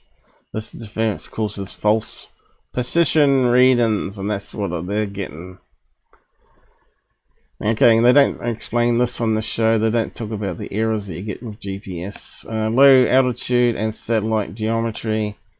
A number of visible satellites and their geometry affect GPS accuracy. You need at least 4 satellite signals. At low altitudes such as near the ground, the geometry may be optimal, leading to poor horizontal and vertical accuracy. Well, they certainly got some stuff apparent underground, didn't they? Dilution of precision. Measurement spread the satellite positions relative to your location. Low DOP values indicate better accuracy. Urban canyons and arboreal areas, whatever that means, flying in urban canyons between tall buildings. In this case, we've got mesa and trees, or arboreal areas, forests. Okay, that's what it stands for. Definitely, that's what we got. We've got canyons and forests, trees. Can exacerbate GPS issues due to signal blockage and multipath reflections. Researchers are studying ways to predict GPS quality in such environments. Well, they should go to Skinwalker Ranch and perfect their GPS problems.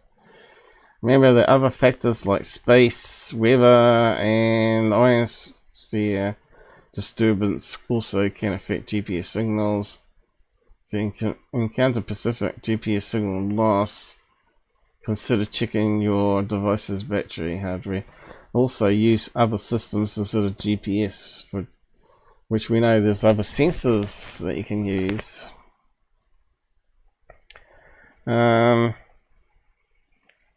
Let's just ask that one. Can other phone sensors replace GPS? Let's see what comes up.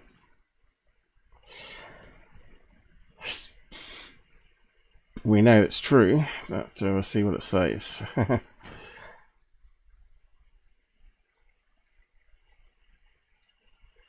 There we go. Certainly, while GPS global position system is the most well-known sensor for precise location tracking, other sensors in your phone can complement or even replace it in certain scenarios. A solar monitor and gyroscope, these sensors detect motion.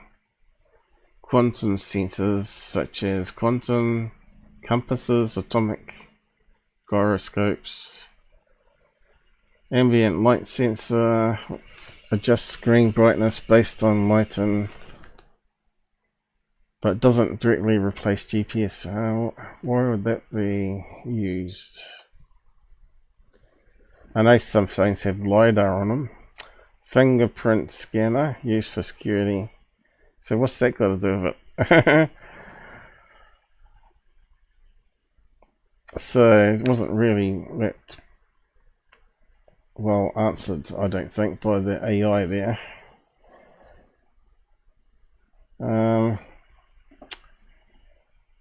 Explain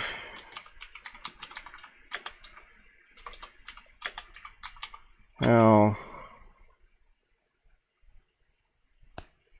sensors calculate GPS. See, it knows what I'm going to ask. So it should have the answer. There we go.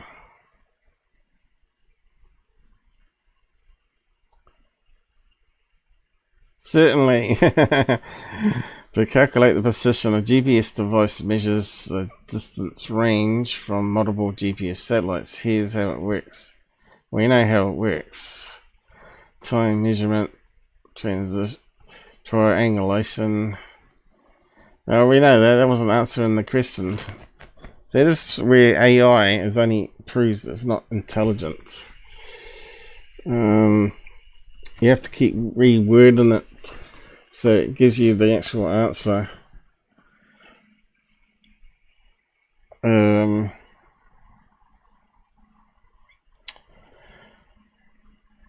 Yeah, we'll move on. I ain't gonna muck around with it. Eventually you might get the answer though. So this is not so strange now, is it? So we're talking about multi-path interference here with the signal from the GPS. So you're so much more clever than Travis Taylor now that you've been watching me.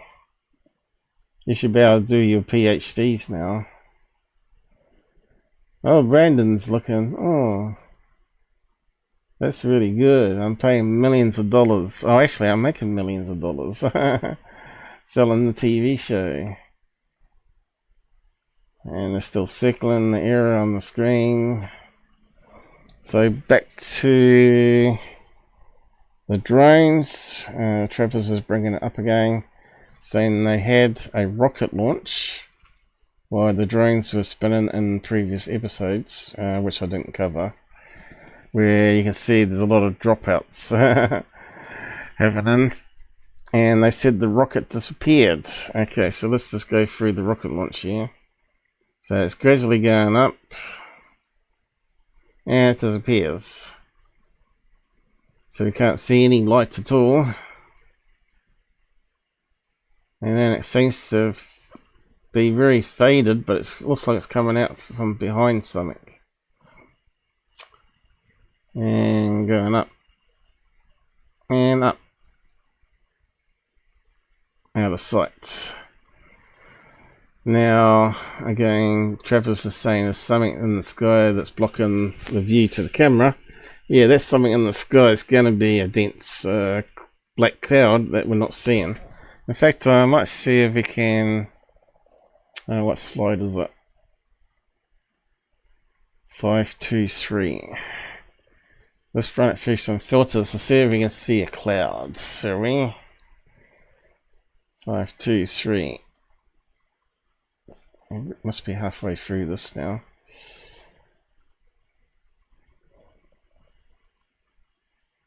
Can we see it?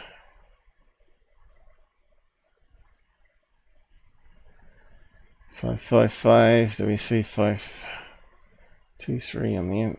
Did I just see it then?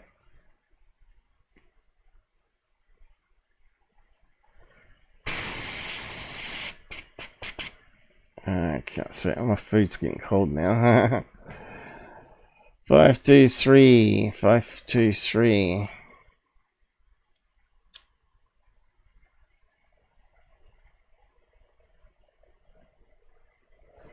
Yeah,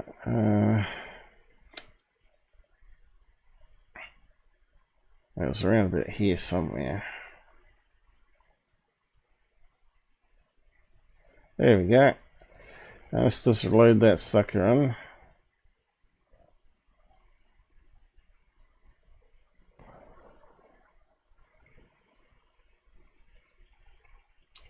And I might have a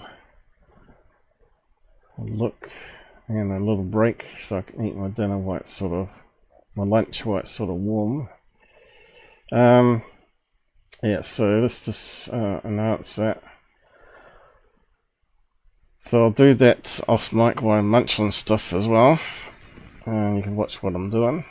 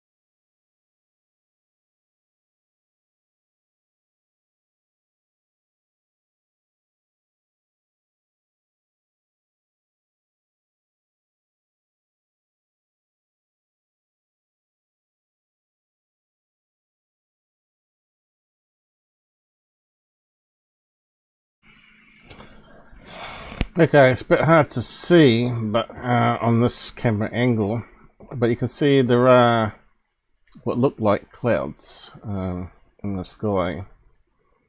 I think we just haven't got enough HD quality here. We probably need the original image to process it a bit better. But you can see there definitely is something happening here that we're not seeing the light pass through.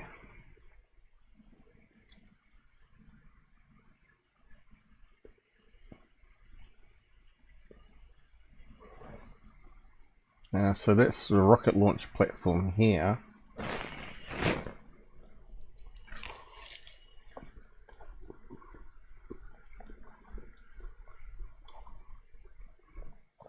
I think we could see stars there before, but we can't see it on that one now. We're kind of suggest there's something there.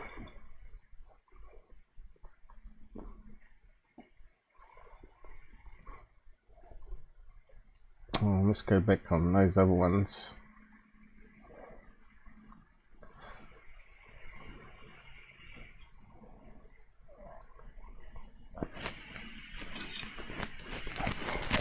My food got cold again.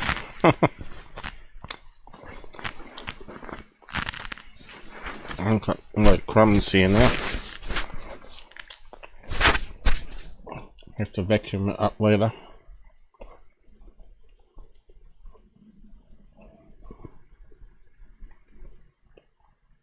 Now we can see a star there, and a star there. What do we do with that one? Must have reset it back.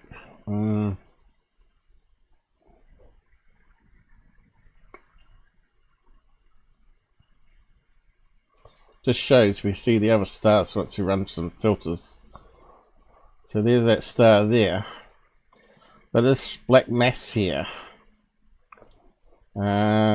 seems to be even trying to cover the star. Let's just keep that one. Some strange lines here as well.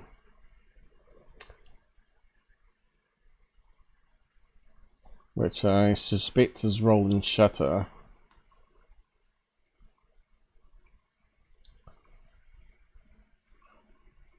So it disappeared about there to there, wasn't it? Or there to there. In between the two stars it disappears. But it looks like clouds here. Definitely looks like it's moving, changing shape.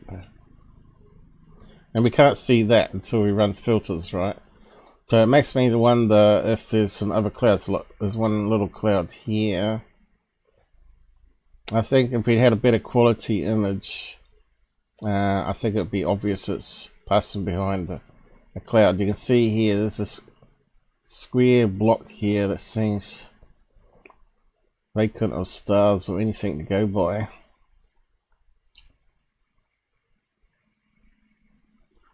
Now that one's even got less stars. So okay, what are we missing? So we've got two stars there just before launch, and at the end, mid-range, we've lost the two stars, haven't we? Launch, and when it disappears. So we've lost the two stars as well. So that means there's got to be something here, right? 1, 2, 3. Unless it's noise. Hang on. No, it looks like those disappear, and another star pops up here. So it must be to do with these clouds moving here that we're seeing.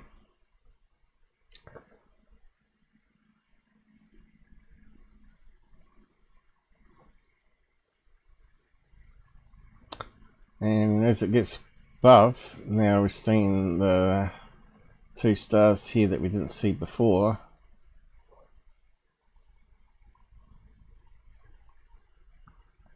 3 stars. The 3 stars. And the 3 stars, is it?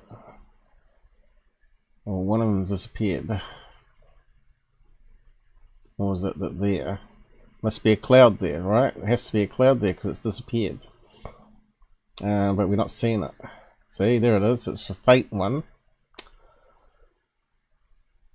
And when that rocket disappears, also that star's almost disappeared. But before the launch, it's there. So to me, that suggests it's not, maybe not the cloud in such a cloud. It's actually the gas from the rocket itself expanding out. So when you launch a rocket, you're going to get gas that goes upwards faster than the rocket, probably. Let's have a look at. We need a rocket launch. We see how much the gas from the rocket goes upwards. So let's find a video. Compare.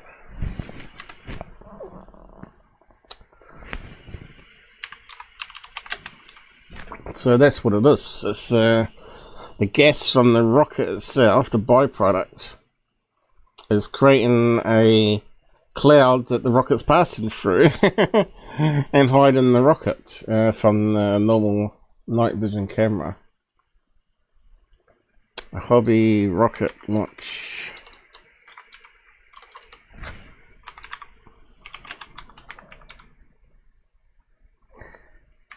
Now, wouldn't you just also set up a control rocket where you light it up with all spotlights and actually launch a rocket straight after, see if it disappears and see where all the smoke is, right?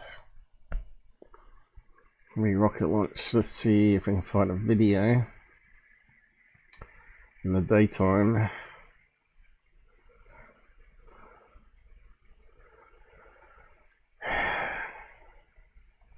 What would be a good one? So it's obviously it's quite near the ground when it disappears, and it pops out through the contrail further up. Hey there, my name is Joe Barn. We don't care about that. We just want to see a rocket launch. Now.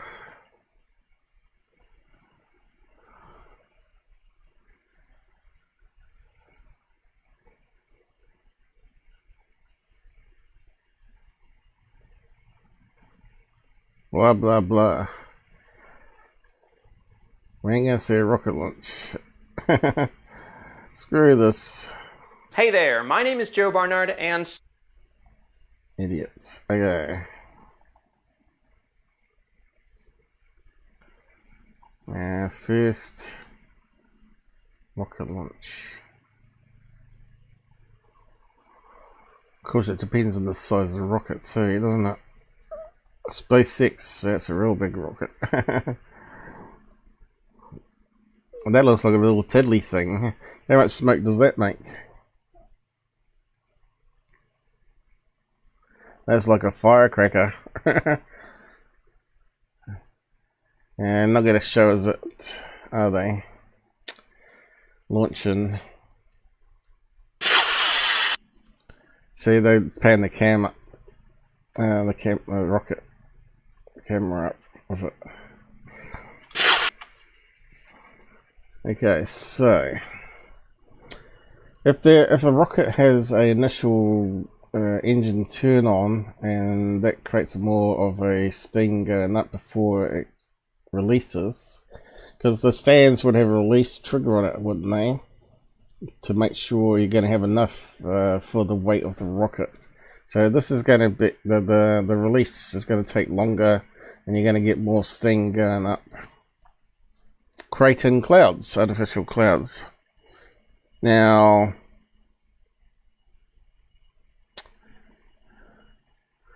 I'm pretty sure I'm on the right track here. You know, you think Travis, the scientist, would be able to suss it out too.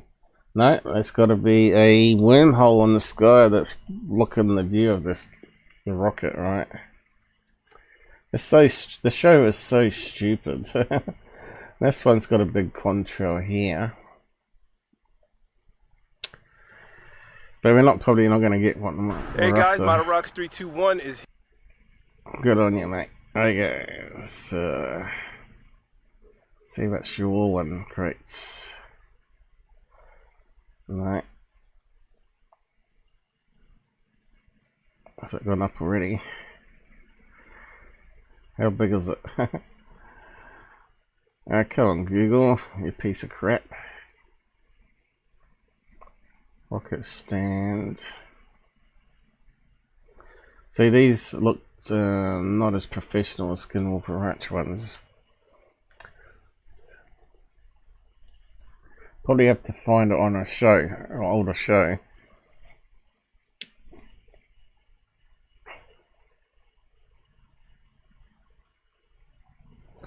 I should probably thought about that before beginning the show today, but anyway, I would have had it handy. You gotta stand off. Yeah, but you're. And that's what they do often too, is have two rockets side by side. So this one's fumes could be going up here, while this one's launching and go behind. You up there a good 6 inches. I'm down low. I'm way down here. He's way.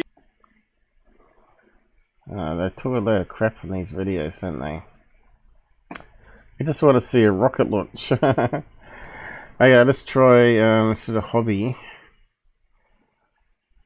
Let's do a real rocket. SpaceX, let's see what comes up.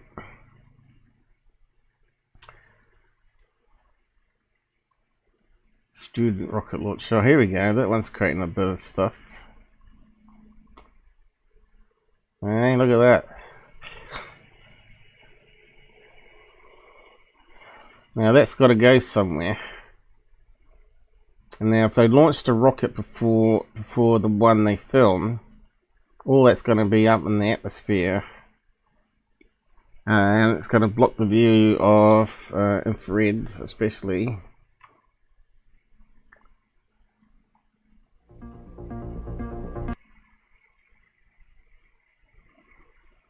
So a combination of rocket fumes and real clouds. That one looks fairly big.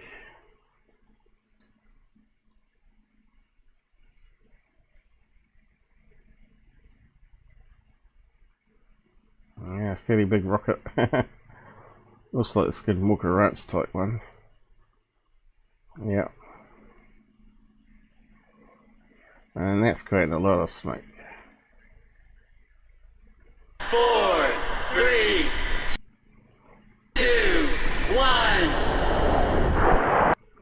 So that one launches quite soon after, like a 2-second delay there.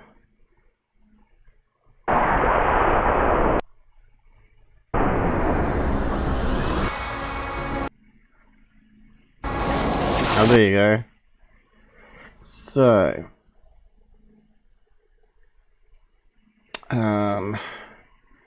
so you launched a rocket beforehand, because we don't know if they did or not on that. It's going to create artificial clouds. And it's going to expand, look. And how long does it drift around for? That's the question. So you can't see it in that camera view because of the gas. Now there you go, that one's having the same problem. The camera's having trouble from the ground upwards. So that's also another possibility, the angle of the camera, if it's on the ground and how it's aimed at the rocket, right? It's going through all that cloud mass at a lower angle. Didn't see anything on that camera view.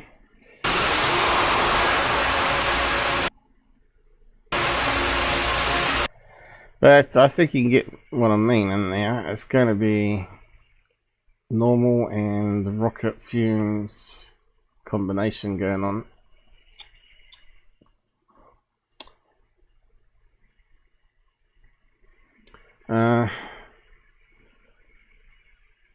but I think we can see here after launch here, this is part of the gas trail coming off this one here. But I think there's more floating around than we'll see in there. So, but I did try my best with what we had here to prove it. Don't save it. Okay, where did we get to? The next Lidar. This was the Char one, was it?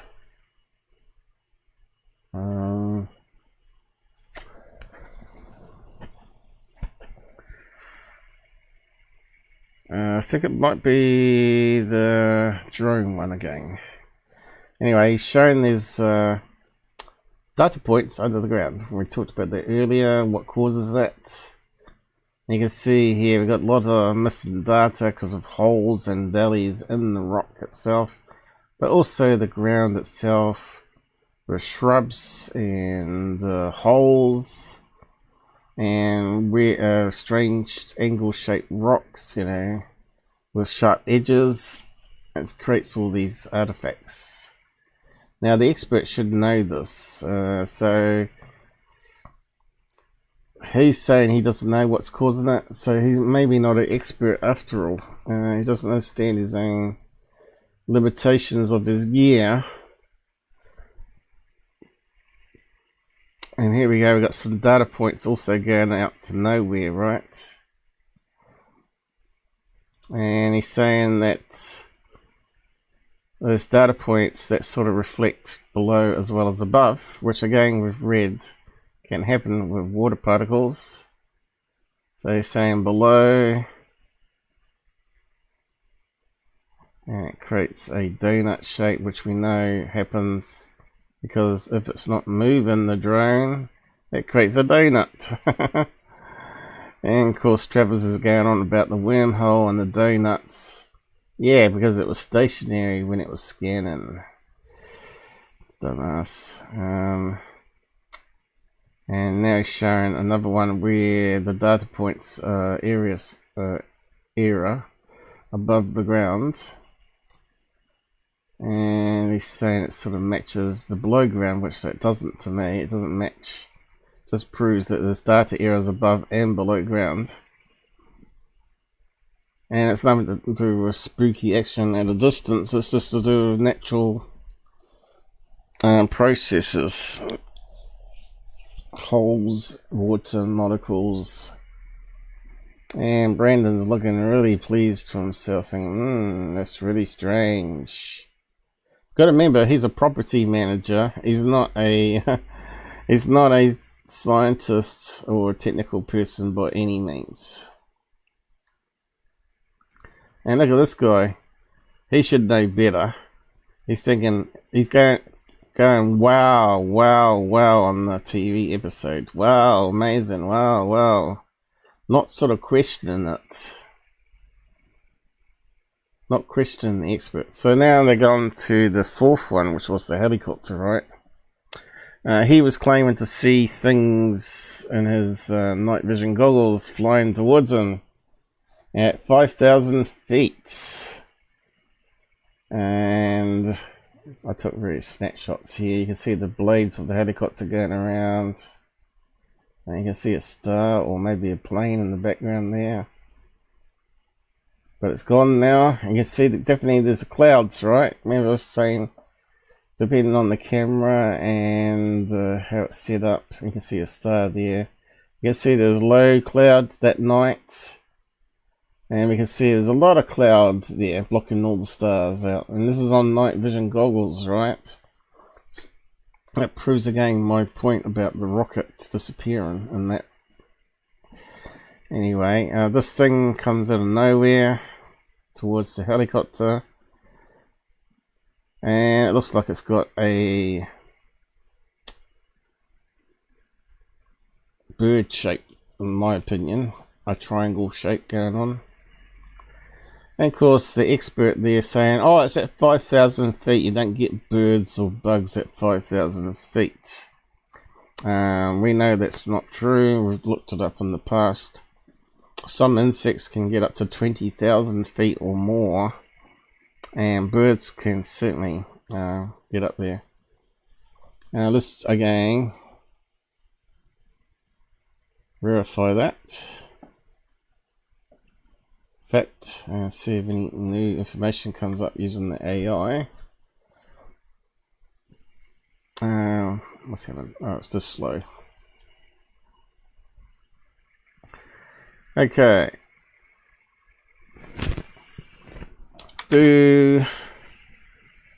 Well, we know geese fly and we know ducks fly at night and navigate. Would it be a lone bird? Do lone birds fly at night? See what it says to that. Here we go. That's quite a lot of birds. Certainly, birds do indeed fly at night, and there are several reasons why they might do so. Nocturnal birds, diurnal birds. Most birds are diurnal, meaning they are active during the day. However, some diurnal species may fly at night for specific reasons, like being disturbed, I guess. Migrating birds. Okay, what is the maximum height birds fly up? Oh, should I hit the tab? Here we go. Going to be meets the highest recorded flight altitude for a bird is 37,000 feet. 5,000 feet is nothing, right? Achieved by rupels, griffin, vulture in Africa. However, most birds fly at much lower altitudes, with average flight altitudes for peregrine birds being around 600 feet. So while some birds soar to impressive heights, many prefer to stay closer to the ground. Okay. What kind of bird would fly 5,000 feet in Utah? Let's see if we can narrow it down.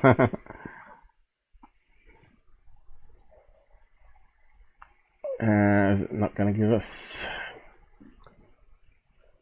Probably gives a general reply again, is it? At an altitude of 5,000 feet in Utah, you might encounter various bird species. Here are a few that could be seen.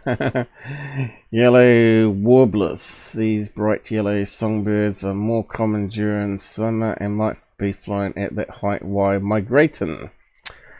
Western kingbirds, another summer visitor. These flycatchers could be spotted at the elevation. Black-chinned hummingbirds. These tiny hummingbirds are also active during the winter warmer months and might be seen at high altitudes. Dark-eyed juncos. These birds are more common in winter and could be flying around that height during colder months. Additionally, keep an eye out for any other species like American robins, house finches, and northern flickers, which are frequent visitors to Utah backyards. There you go. So even the computer says 5,000 feet is possible.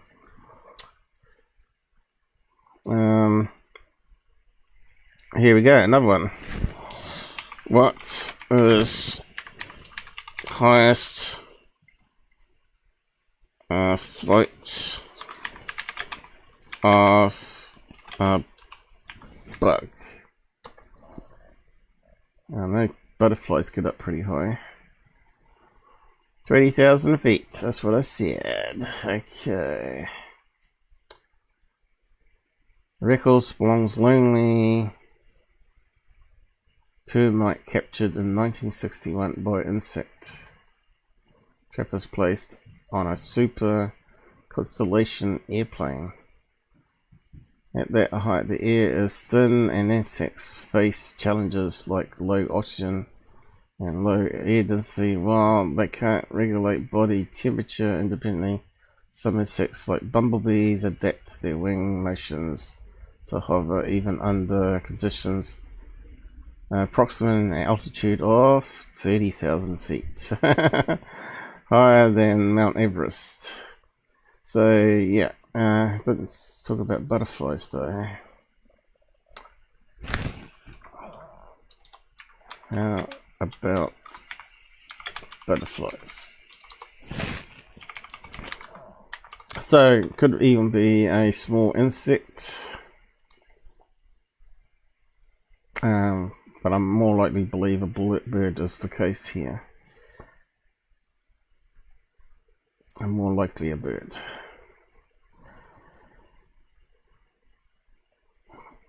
Now, what's all that garbage is bringing up? I asked a simple question: how about a butterfly?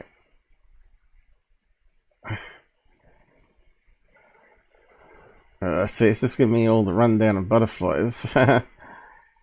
So, how high fly butterflies? Let's see if it works it out. There we go. It's talking about meters instead of feet, unfortunately.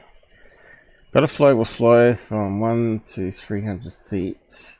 Reports from glider pilots suggest monarch butterflies can soar as high as 11,000 feet, depending on the weather. Other species, such as clouded yellows, I believe that information there is wrong. I think it goes even higher than 11. I think someone reported seeing one at 25,000 feet. With a backwind, of course. But yeah, what's this one here? Talking about known to reach altitudes of 4,500 meters. That sounds... Let's see. What is 4 to feet?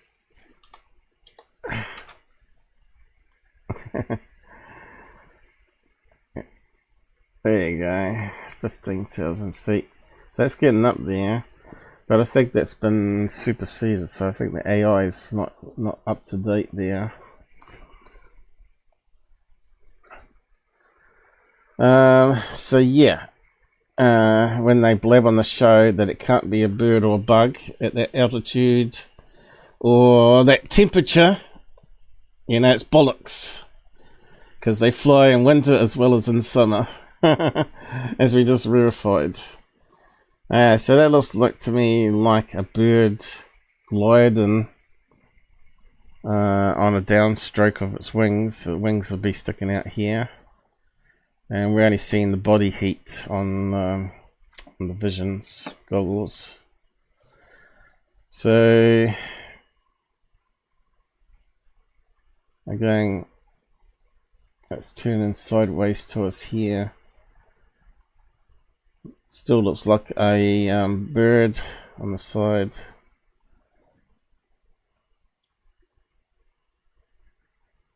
And the camera didn't get it really well there, did it? And looking stupid. Closing the eyes, praying. And this expert, who's no expert on cameras, or said it is actually a sphere flying past that's been long exposed. And I don't think that's not the case, because when a bird flies, we often get it in those triangle, long stretched images here.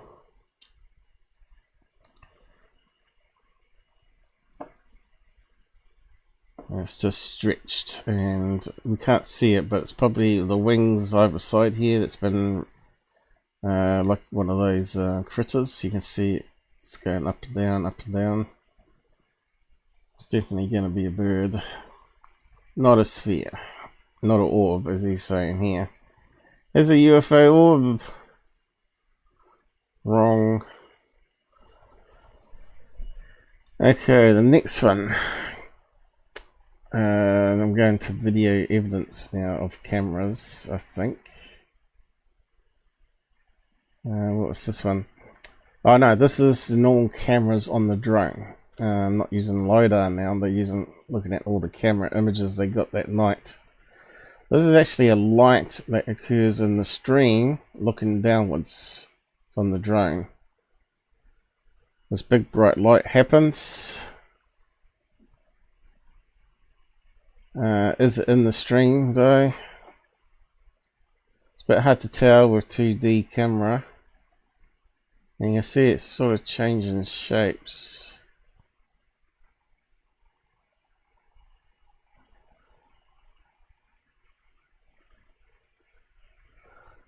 And then it fades away. But they enhance it so you can actually see the river now. And there's the river. And it sort of goes around and fades here a bit. And he's saying this is the triangle. So what's lighting up the triangle is the question.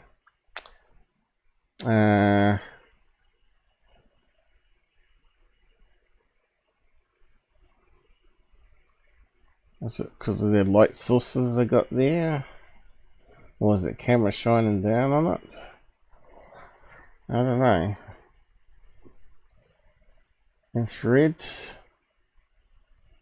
coming back, I guess. I don't know. I'm not sure what type of camera we're talking about here. That's the problem. And you can see it's actually looks like it's in the river. So to me that suggests again a security problem. I reckon this is someone on their property. Might even be fishing illegally in the stream, right? With a torch. Or they might be just sneaking around and just turned on the torch while they crossed the river and they just got caught. So they should have, if they're proper surveilling the property to make sure there's no illegals on the property, right? This would have been detected sooner and a security team dispatched.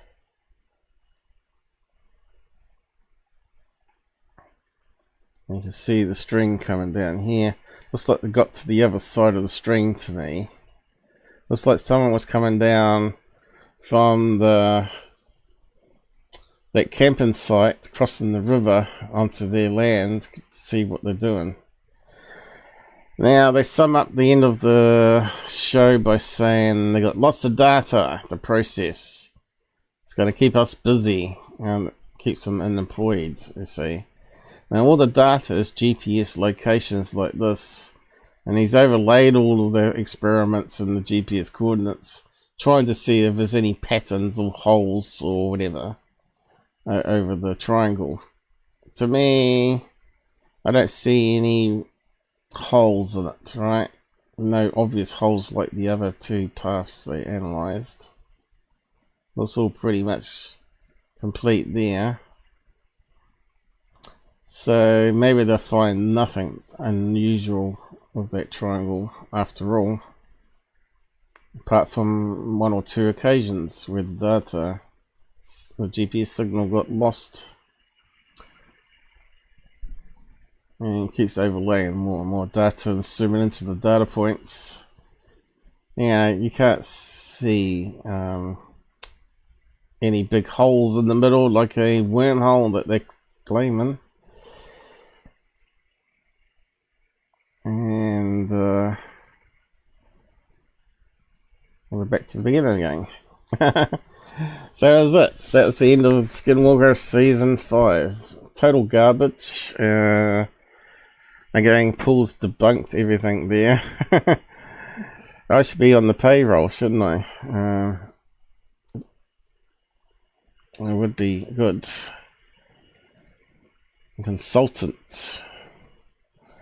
Because they certainly need someone that is actually a video analysis type guy, researcher, because they're obviously not doing it, and they're believing the experts are telling them the truth when clearly they're wrong. I went to a technical forum where they won't let you see the pictures they got, where they were talking about similar things to what was happening on Skinwalker Ranch, and it was the images were locked unless you were given access to the group, which you had access to. But they talked about all these types of Lidar errors, and unfortunately I couldn't get any example pictures unless you're a member. Anyway, not a problem. We got there in the end. So this Skinwalker Ranch done with. How are we going for time anyway? Is the audio working alright still? Yeah, I think it is. I didn't mute it while I was munching. Who we got around still?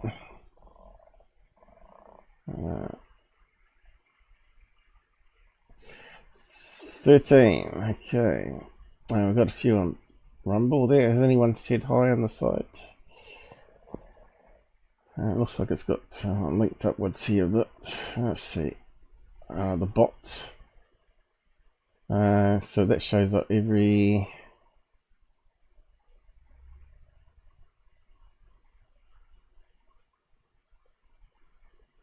four messages, is it? Alright, going out to all the different domains.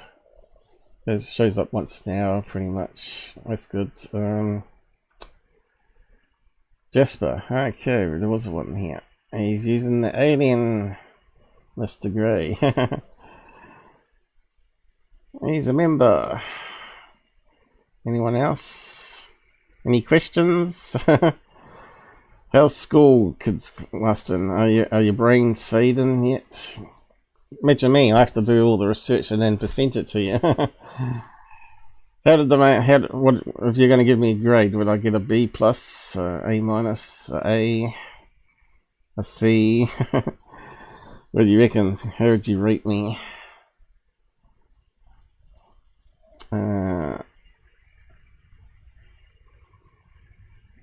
Yeah, I got to get used to the AI stuff nowadays.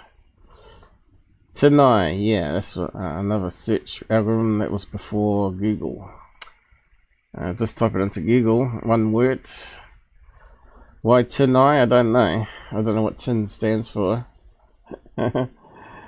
Probably means something in terminology there. Something input. What would then be? Neural network. Transform image. Oh yeah, be something like image. Something image.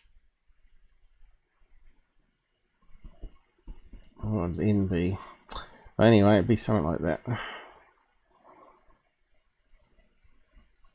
Tineye doesn't normally show up anything.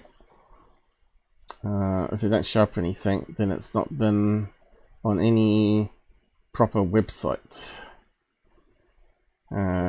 Doesn't do social media. So if you type Tineye in,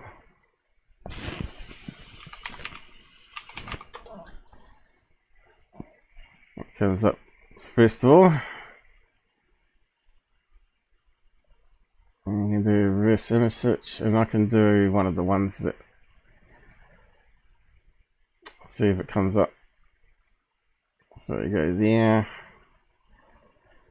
go into Ancient Aliens folder, choose that one there with the flying saucer over Egyptians or whatever it is. And it will tell us 0 matches. So that one's a fake. It should show up somewhere, right? But the other possibility is it could be rotated, we found out. I'm not sure if it matters with Tineye or not. let's see if we can rotate it and search on a rotation. I'll just do an experiment now.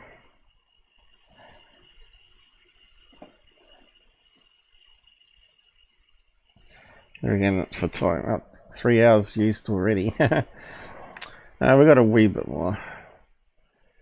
Okay, can we flip this? I think we can.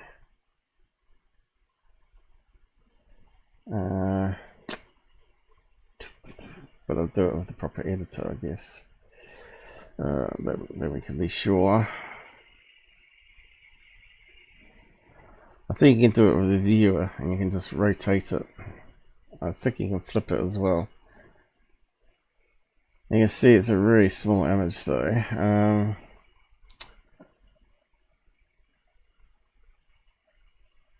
Flip horizontal. Okay, and then we save that one back as reversed. But you'd have to do that with each image just to be sure, I guess. That's how they get around copyright.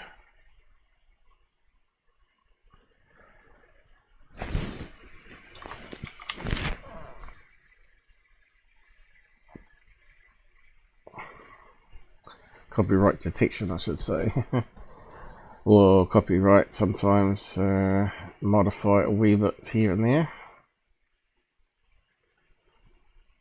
Go on CPU, you can do it. Okay, we've got it flipped now. We'll just check it.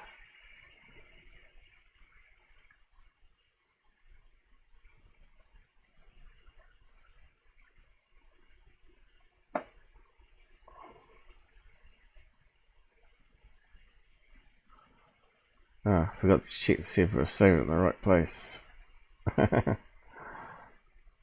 That looks like it. Was that the rev? Rev image. They're walking the other way.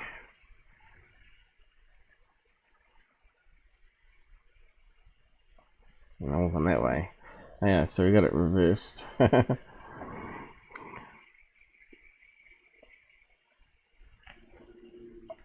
can upload the other one. I'd say it'd be clever enough to flip it though.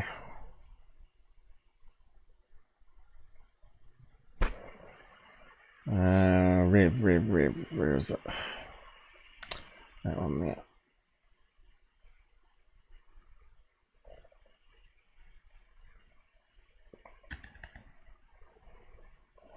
And zero matches. So that one's a fake. You could do one of the other ones again. We know they've been flipped though.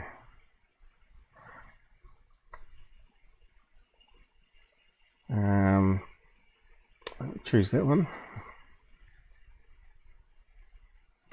Which one looks a bit fake with the guy standing there photographing it? Zero messages.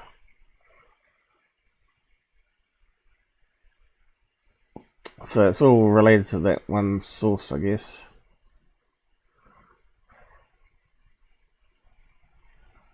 Next one.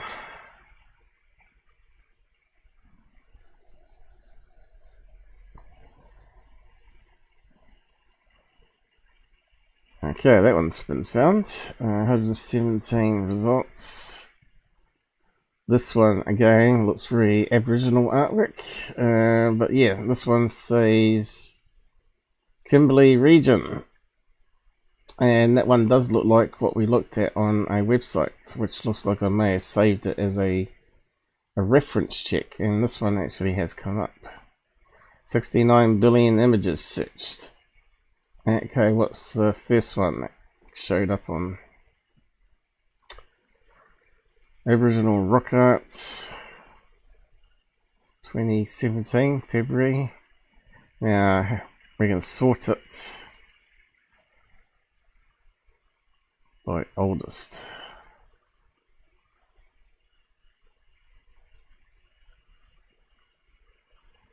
and the oldest is on Capture a blog site 2014. So it looks to me like someone took some pictures in Australia and uploaded it to this blog.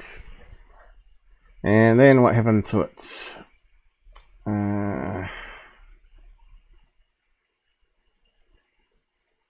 June the 5th. So someone found it 2 weeks later, added it to another site here.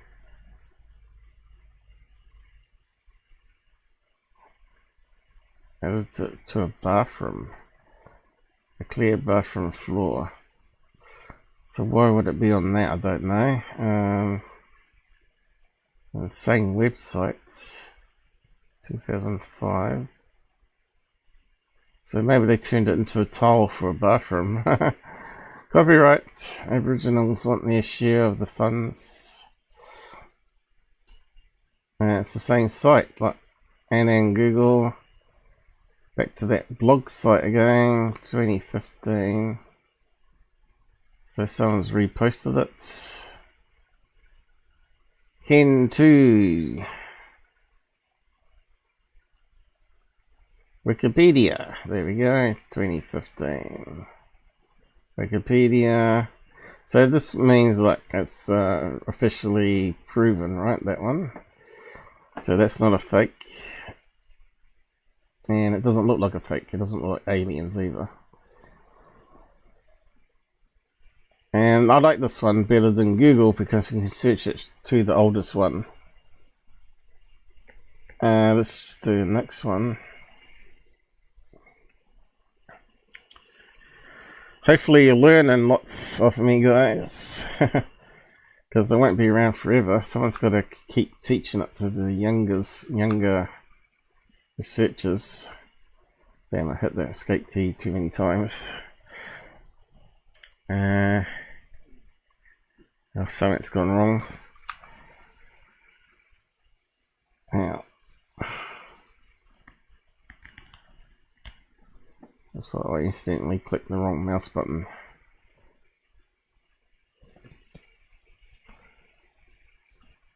Now it's thinking. Terribly slow. It seems to get slower and slower. Next one here.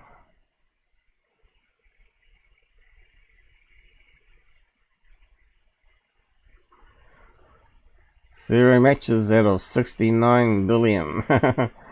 Yeah. So yeah, another fake one.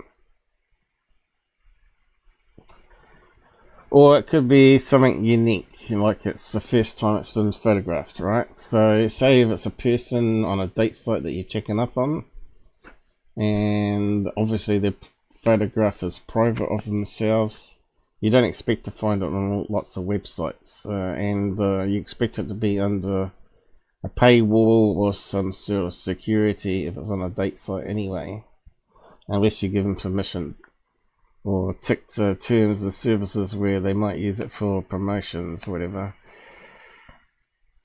Another one here. We'll leave it at that.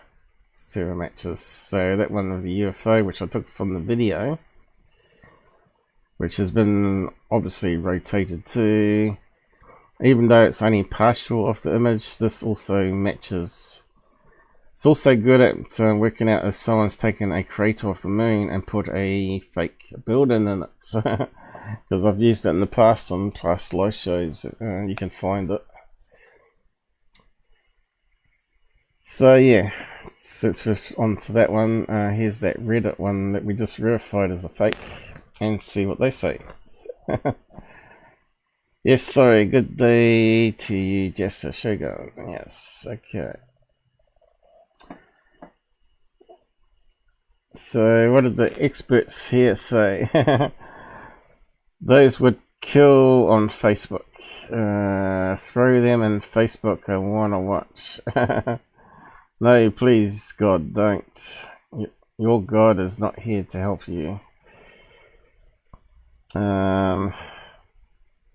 This sub is so filled with I want to believe, and if you're contradictory evidence crazies that I had to leave and mute. So they're talking about UFOs, oddly enough, and I've talked about them too. And are UFOs just as bad? They're killed on... there are some serious concerning individuals in that sub, people that earnestly think they have friendships with aliens and shite. I joined it years ago thinking there could be really constructive discussion. Finally, I'm just popping regularly to call everyone a bunch of delusional clowns. Well, unfortunately, I'm in the middle ground there. The aliens and UFO stuff is real, but 99% of it is garbage, and that's what keeps circling around these subreddits, is the garbage and not the real stuff. And the real stuff, as you know, is really hard to capture on film because aliens control everything. If they want to be filmed, they would let you film them, I think. Oh my god, same. I'm enjoying reading the comments. Yeah, the comments are always more interesting than the actual image. The head moderator literally was someone who thinks gravity is a hoax. That sounds like Ashton Forbes, isn't it? And was also head mod of conspiracy before his account got banned for being a racist POS. I mean, have you seen Gravity? Didn't think so. Checkmate hoaxes. I just came here from UFOs where they called out this sub almost immediately. Alien bodies would eat this shite up. Jesus was probed, yet he probed not. You can see the troublemakers on Reddit. I have a lot of trouble with them too. I'll just ignore all the idiots, basically. Anyone that asks serious questions, I try and answer, but if they answer on one of these bad subreddits where everybody jumps on you and downvotes you, I don't answer. Tell me about it. I'd kill on the Reddit aliens group recently discovered in Peru. What does that mean? They got me while scrolling on AI sub. But they're not even talking about the picture, but obviously it's fake, right?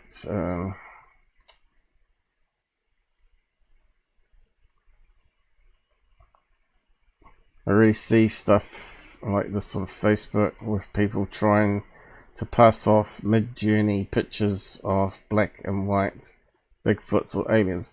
So obviously, is this picture taken from a computer game? Is it some sort of artistic thing for some computer game with ancient man and UFOs or something? Is that what they're saying there? I don't know. So these guys might even spotted that as a fake from a game straight away. Linda Moulton Howe got caught out on that Alien Grey one though, also from Area 51 computer game. But yeah, enough of that, I guess. Something strange going on. Okay, just put this one here. We'll look at the next folder and get that one out the way with. We have a TV show which is what's the best UFO documentary case analysis show I've seen, but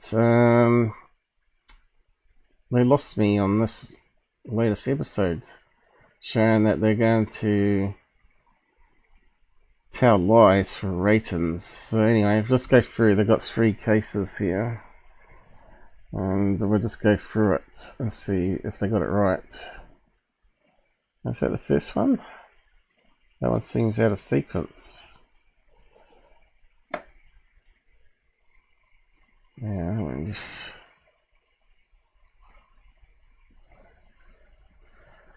So, Seems like we're missing some pictures here.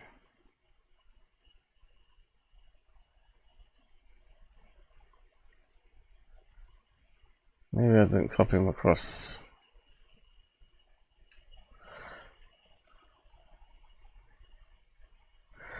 Anyway, a gay couple of men living in San Francisco decide to go to Area 51 because they believe in aliens. So they go to Area 51, same as Bob Lazar used to do, because they're Bob Lazar fans, and start filming the sky. And they film this bright light here, which looks like a usual blob of light.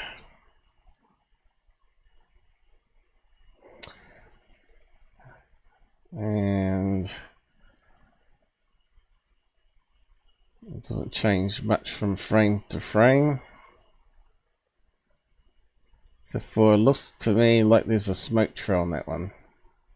See that one? It looks like it's giving off some smoke. And then suddenly the camera focuses on this, which again kind of looks like smoke, plus the smoke or something coming off. So could it be something moving on a dusty terrain and it's kicking up a lot of dust?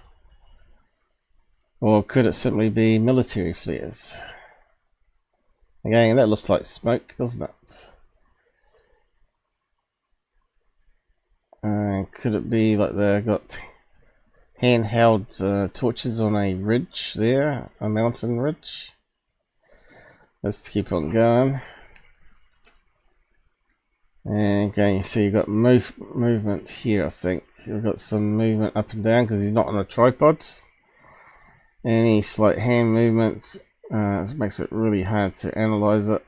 And he hasn't given any time stamp on it, which makes it really hard as well.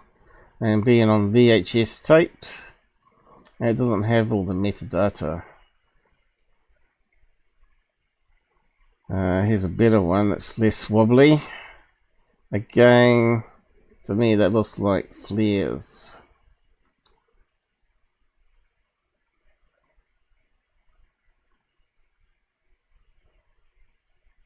And I just wonder if it's a plane dropping flares or people with flares. It's a bit hard to tell. But if a plane dropped a whole bunch of flares here and it's gradually going down, then dropped another one, another one, another one, another one, another one, they would explain it, right? Here's another one. Again, it looks like it's less distorted. Or the flares are going out. Those ones look like they're dimming. Or the people are holding flares and walking behind the ridge. So we need to run that through some processing. Let's just grab one of them. What happened there? Oh yeah, that's right. I did have a close-up picture of the guy. I wonder what happened to it.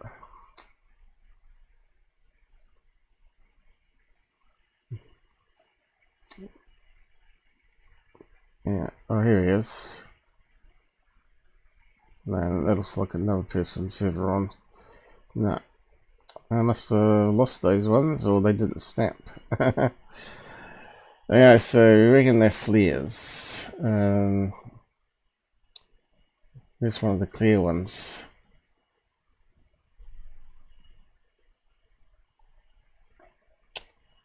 Yeah. Maybe. We'll probably have to load the next one up, or the last one up. Paint.net, let's have a look. Let's run it through some filters because they don't do it on these shows. I don't do any video analysis, which is where they go wrong.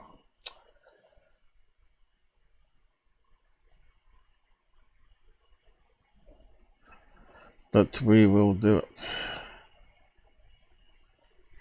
Let's change some of the blacks to other colors and bring out details.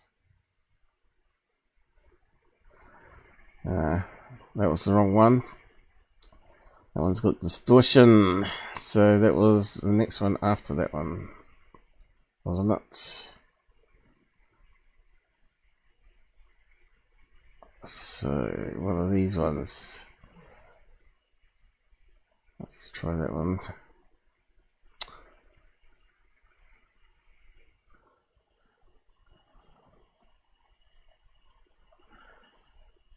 God. Come on, CPU, you can do it. We'll get a new computer sometime. I got an outside camera to fix yet to figure out what's going on.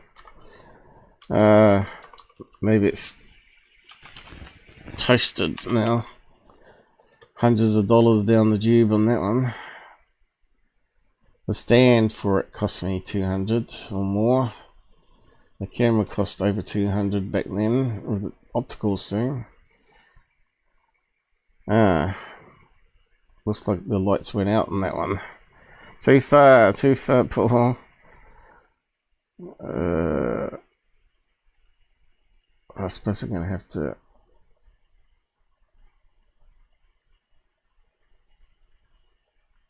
The lights went out after that. Which flares tend to do. That's the enhanced. This is the enhancement they did. Let's see if I can do better on that one. So we want.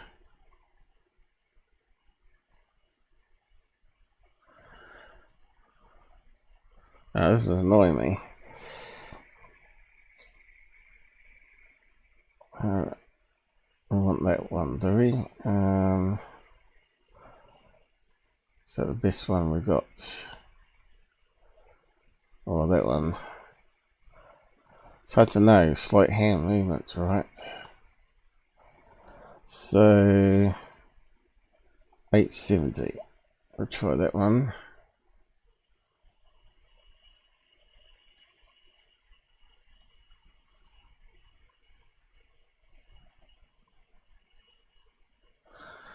870, that one. That's what we're after. We'll get there, we'll get there.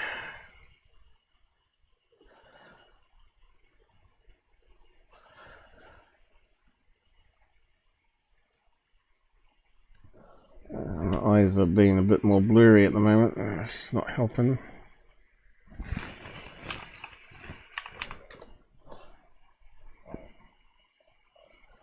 And the slowness of the computer at the moment, which is a bit strange. Okay, so. Alright, did I end my background task? Maybe that's it. I might just do that now.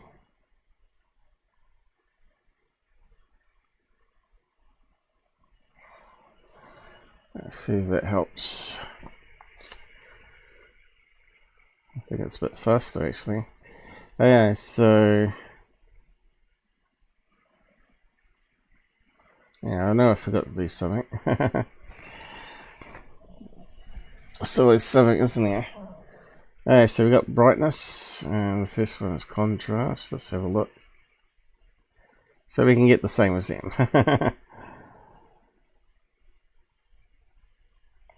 So let's do some color swap and see if we can get better than them.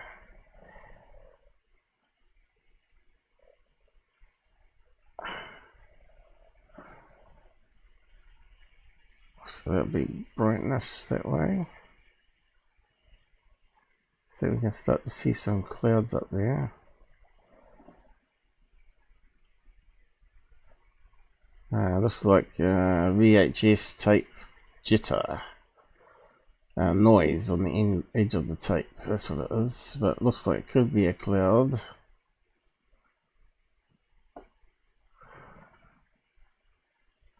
Definitely looks like it's following a ridge, but looks like the quality of the VHS tapes are not going to give us any more detail than what they've got by the looks of it. Apart from seeing errors in the tape, or possibly clouds there.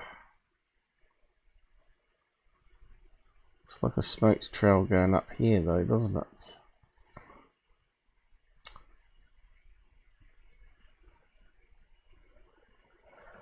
It's not the best.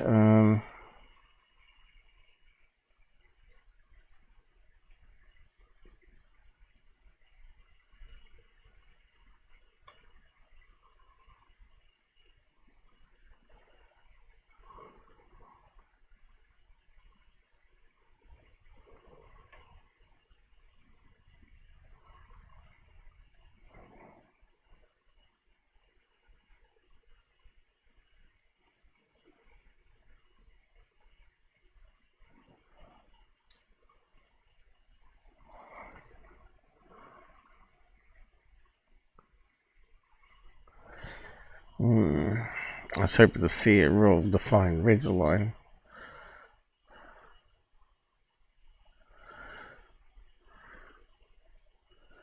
But yeah, it's not showing up. Damn it. Crappy VHS. So I still think it looks like it could be a flares drop of maybe a plane. And these disappearing over the ridge, so they're still falling. So they're on parachute flares. And it's a bit like the Phoenix lights, how they disappear. So these ones are going to be the first to disappear, and then eventually these ones will go, a whole bunch of them will go below the edge line here and disappear as well. But yeah, can't see any details on that one. And before they disappear, that's the cluster of flares at the front. Now we can only see what looks like one, but it looks like it's got a smoke trail still.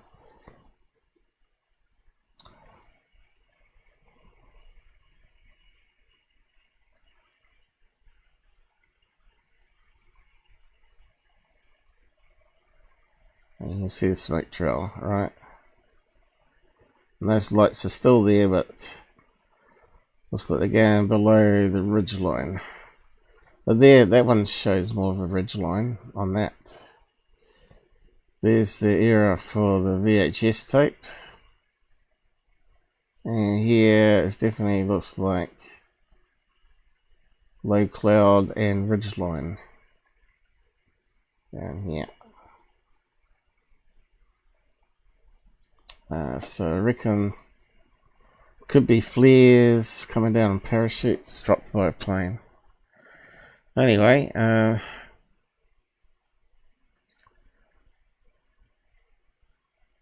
that one's out of motion blur going that way, so it's not really good. Don't save.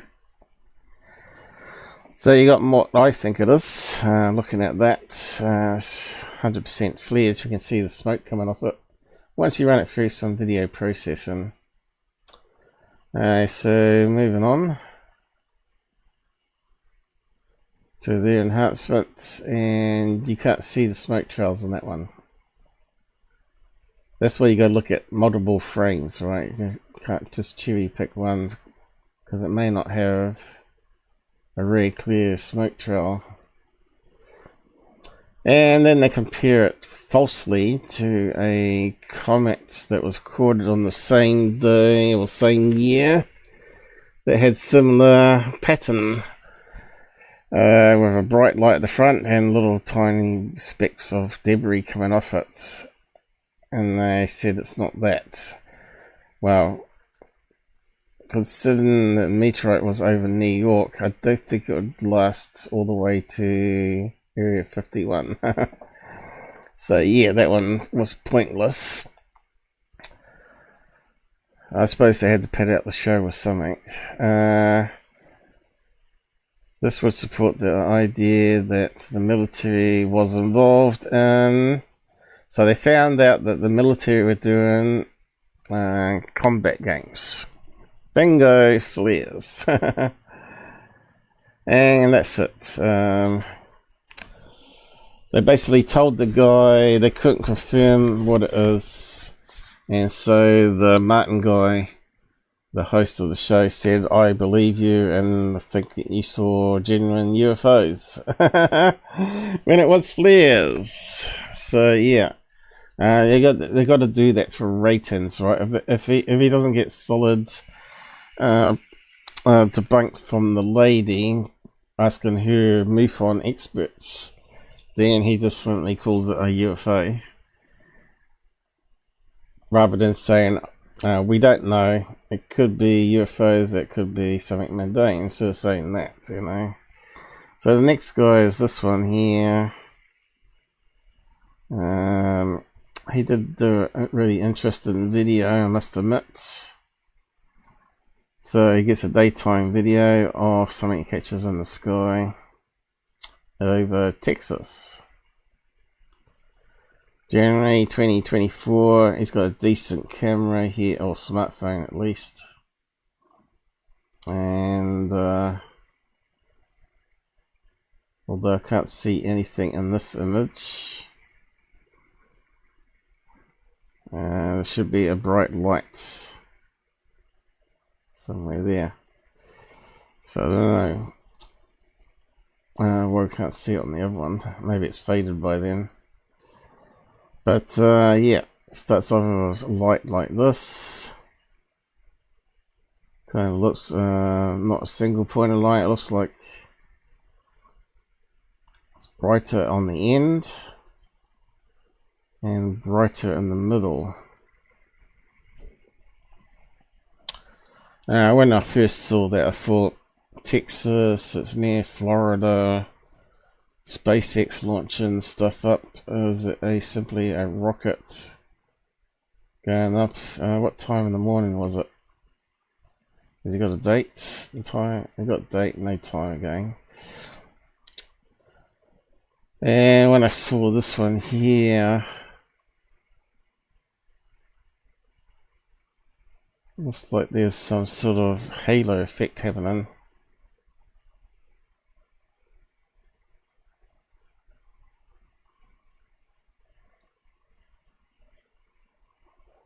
And this seems to be like a compression wave getting away from it now.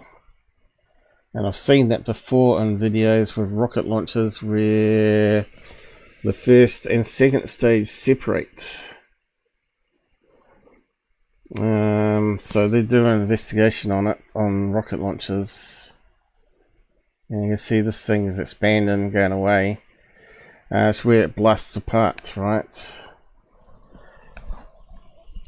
They said there was no rocket launch at that time, but after 20 or 30 minutes, you get those re-entry boosters, right? It's coming back down. And this is one of those boosters coming back down to land, I guess. Which is what I said last time I analysed that one, talking about the anomalous platform out to sea that they land on. So she goes through that and confirms there was a SpaceX launch on that date at early in the morning. And they said it's rocket refired as it re-entered the atmosphere. So that's the booster coming back down, and that's what the explosion is, was when it fired off the rocket engines. Oh, I've done that again.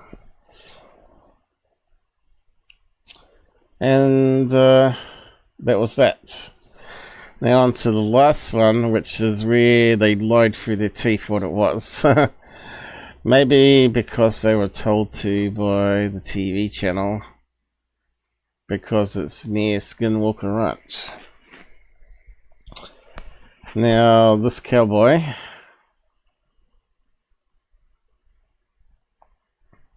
talks about going to Utah near Skinwalker Ranch, and he films this. Now, we've seen this before, we've analysed it before, and as soon as we saw that, we knew it was a solar tube balloon, right? So let's just bring up some comparisons. I can get rid of that one now. Some comparisons.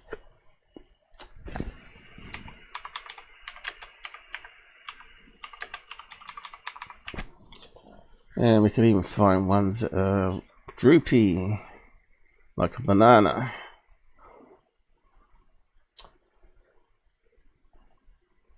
And probably the right same distance away. Well, that one's sort of close to it. And some of those are close to it, right? They always have that same droopiness to the same degree. And you could just overlay it on the images if you want to. But the show got lazy this time and only put up this one here. It should have shown one with the correct orientation and size. Alright. They said, yeah, it could be a solar tube balloon. But because the experts said there was no recorded launches of solar tube balloons, we can't confirm it.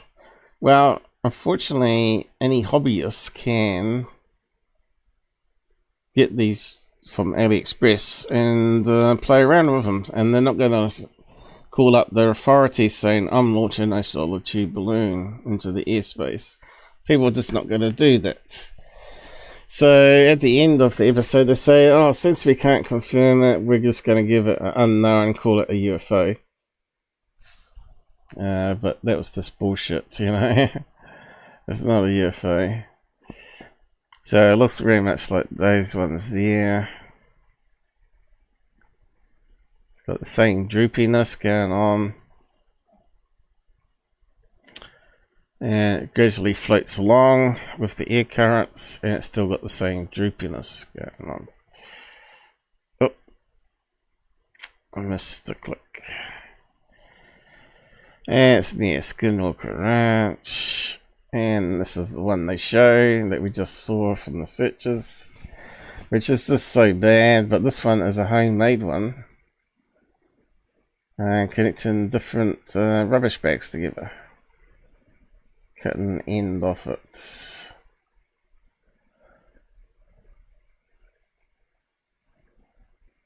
And she's reading out what the experts said. And if you have a look at her face, I think she looks a bit guilty, you know, telling the guy they can't confirm it's a solar tube balloon and it could be a UFO. Again, it's for the ratings, I believe, and because it's Skinwalker Ranch. See, look at her face now. Look, she's not. He's saying, "Oh, because of the information being in, I'm going to have to call this one a UFO," and she's looking like that. Kai says yes, she knows it's a solar tube balloon, and feels guilty. Look at the face now. Look. She looks guilty, doesn't she? I just told a lie. We know it's a solar tube balloon. She looks so guilty, man. And she looks like she's biting her tongue even, you know. Thinking, oh shit, the producers told us to lie about this one. Because we wanted to go with Skinwalker Ranch show that we're showing at the same time. And he's still blabbing on about that he thought it was going to be... when she looks guilty here... He's saying, oh, I thought it was going to be like a balloon or a solar cell or something like that. That's when she's got that look there. Well, it was. Anyway. They just told lies. And she looks so guilty. That's even further on a bit still.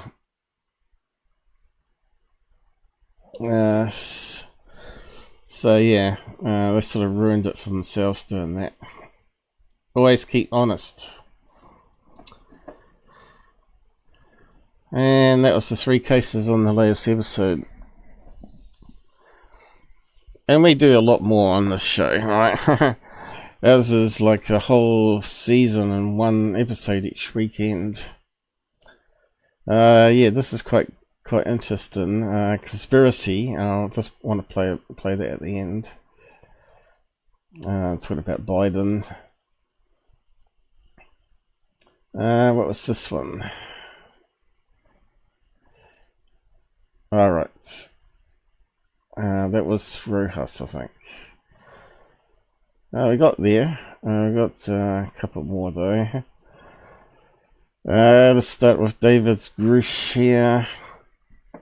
David Grush sues Sheriff's Office for illegally releasing records.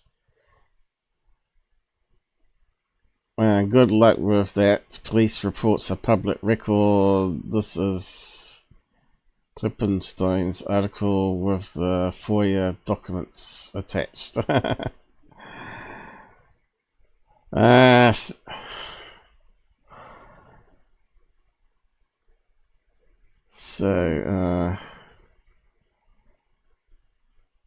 all talking about it here. Didn't he admit having PSTD? Only after those reports come out, right? It exposed there's a lion in the interview with Ross, remember? When he was saying he had no mental health. Remember that clip where he said no mental health in the interview? Mental problems do not equate to lying. Yeah, but but he was lying about not having any mental problems, so he obviously was lying, right? Anyway, that's the thing that's sort of done the rounds at the moment, and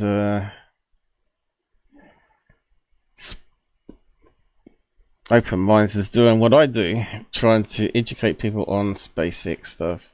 We'll just play a clip of this. So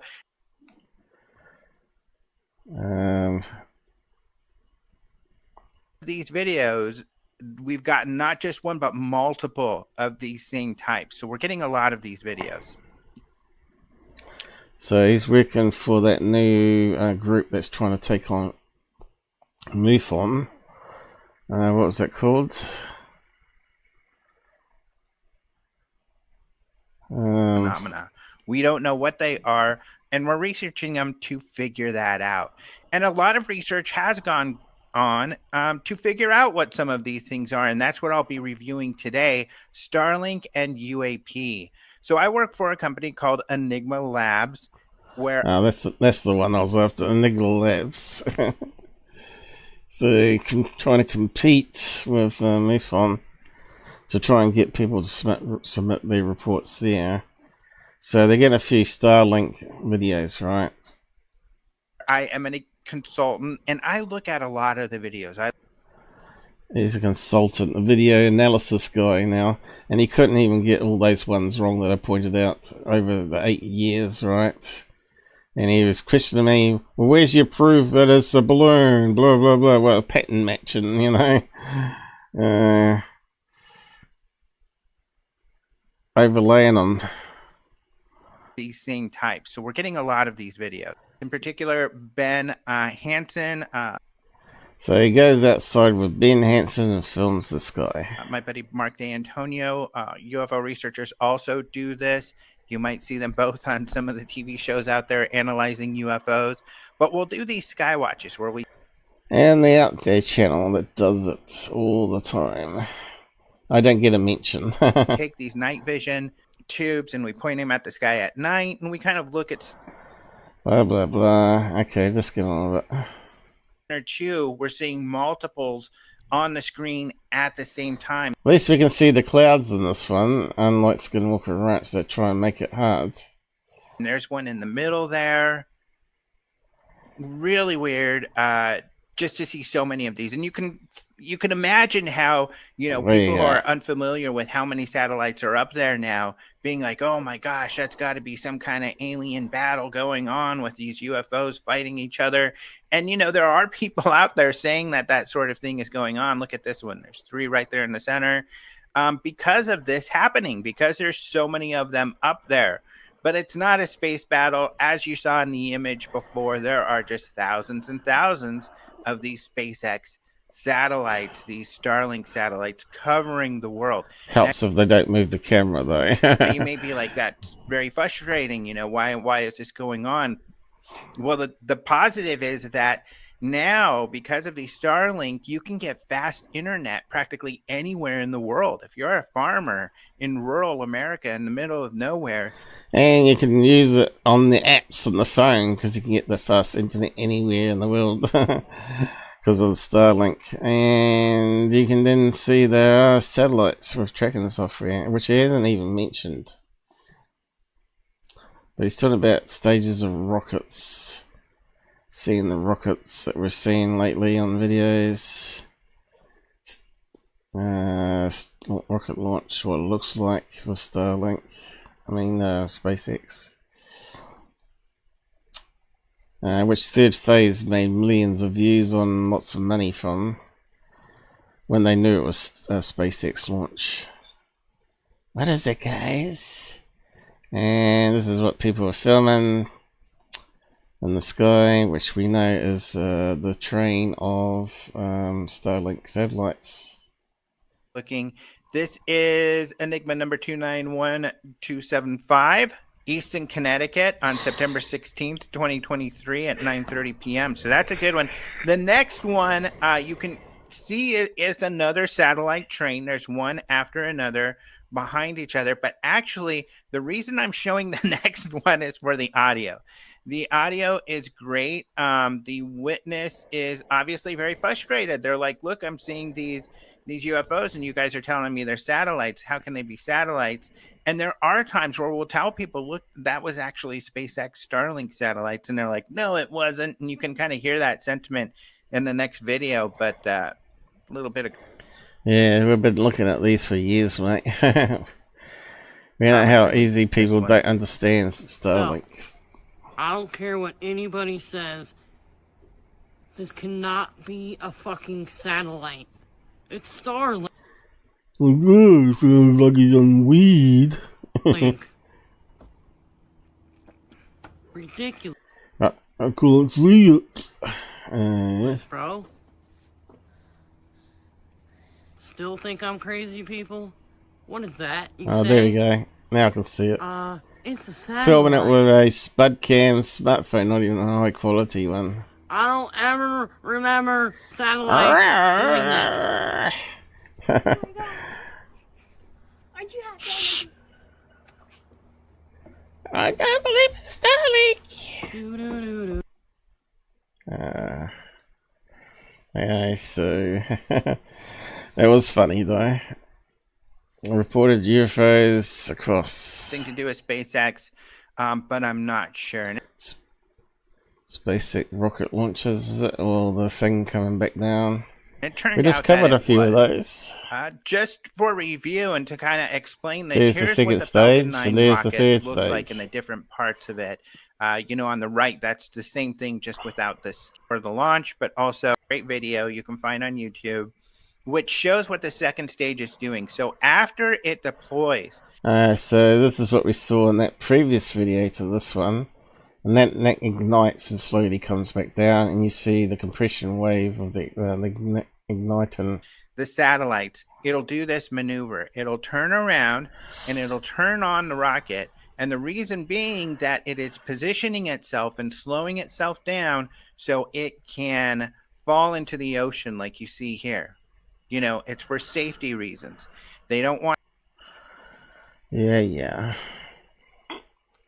But check out what this looks like. So that's what it looks like coming down. You saw the ring, the halo. Boom. Yeah. So you're seeing this blob. So we just saw it on that TV show, right? So he's also talking about it. luminous tubes. But what's cool about this video is that, you know, it looks like one solid luminous object. How could that be? How could that be on a spud cam with overexposure? I wonder where it all joins the light sources together. A satellite train. Well, the Psionics camera is a light which is what 18 Wells is using, remember? And some of those ones that look like solid lines, now we know the Psionics suffers from the overexposure if you don't adjust it. And you don't see the individual things. So some of those ones we thought might have been triangle birds in the sky could have been the Starlink satellites after all that. So this is where you got to be careful. And these people know the difference between Starlink. We know the difference between planes. I've been watching the skies. We've grown up with planes. I've made models. Yeah, but it doesn't mean they're correct, right? intensifier camera. So it's not a traditional... Yeah, it's a light intensifier. Yeah, it's not a traditional infrared is what he's saying there. It's a special, its own sort of custom firmware in it. You see it going through the clouds here. Sort of night vision camera, even though night vision would also probably do this. But it's intensifying infrared, yeah, probably overexpose it too. Light, so it's somewhat distorting what the light looks like. It's making the light brighter than it actually is. So in this case, it's taking these little satellites, making them really bright. Of course, that's on color, non-color mode, isn't it? Right. And so they look like one object when they're not. If you had a, more high. So yeah, I said that to him, and now he's made an episode about it. It's good that he listens to me then. Alright, so you can go and read my comment on some of his videos that he posted up. Hawaiian pilot sighting. Okay, we know these guys are being fooled by Starlink as well. The Mutual UFO Network. It was captured August 10th, 2022. And here's the case summary. There were 5 airline pilots, including one as ex-military, saw a bunch of lights moving under 5G's collaborate and then fly across the sky at very high speed. Airline pilots. Let's just move on. Of something and not viewed. Doug Mittner, one of the primary. Don't do that, people. Keep it. If you're committed, if you're on vertical, commit to vertical. If you want to change the landscape, turn off your camera, put it in landscape, and then start recording again. Yep. Here are pictures that were taken. Now, Mick West has been onto this one, and again, it looks like overexposed Starlink train, isn't it? And that's because it's lower on the horizon. Even if the plane's in darkness, the sun is coming over the curvature of the Earth on the other side of the planet and illuminating the satellites. This was an iPhone 12 on, I believe, the video as well, and same with these pictures that were taken. Yeah, it's pretty crappy. One long object that, you can't tell. On this one, you can tell it's got dims happening, which means, and motion blur, right? So it tells it's a point of light with gaps in it. This one is so overexposed you can't tell, but we know it's going to be Starlink because you can then map it with the applications if you're using the apps. Obviously, the pilots need to know how to use the apps and have access to the internet at the same time. Any of these photos or videos that these are multiple objects. Further the distance than, a lot of reflection. Here we go. So the plane sees the reflected light from the sun on the other side of the planet. And the satellites are moving. And that's how it works. Proves the Earth as a globe again. Red Rocks UFO. What's that one? I know this intimately because I went to high school in Lakewood, Colorado. Actually, when I was going to high school, I lived in Lakewood, Colorado. I was going to Wheat Ridge High School, which is in the neighboring town. Okay, looks like I got a lot of city lights there, and what looks to me like maybe Starlink or International Space Station, is it? What's he gonna say? Just north of here, but I would ride my bike out to Red Rocks and the Golden in that area all the time. I love to ride my bike all the time. 1 a.m. in Lakewood, slight hand movements. Some people will tell me, well, I was leaning against the pool and I was holding it really still. It's impossible for the human body to hold that phone perfectly still. That's why you need a tripod. Is the best thing. Yeah, but if you ain't got one, leaning against something is going to be a lot better. If you're getting videos. But you can tell the object in the background, which is most interesting, is what we're looking at is not jiggling. That is something that is actually there in the sky. And what does it look like? It looks like a luminous cigar, a luminous kind of tube of light, I call it, or a luminous cigar shape. Yeah, it looks like a Starlink. Filming this Starlink satellite train that is highly... Alright, so now we're talking about apps, is it? But moving on, pilots, here's a close-up, one at a time. So we've covered all this in past live shows, right? On Ben Hansen. Yeah, my throat's drying up.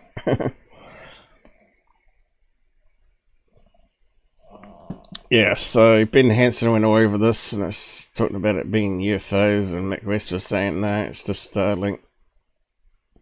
Starlink is the new UFO. Jellyfish. They're calling that one a jellyfish. Satellite trains. Burst. Blob. Bow tie, I mean. Luminous tube. Old Starlink. Anyway,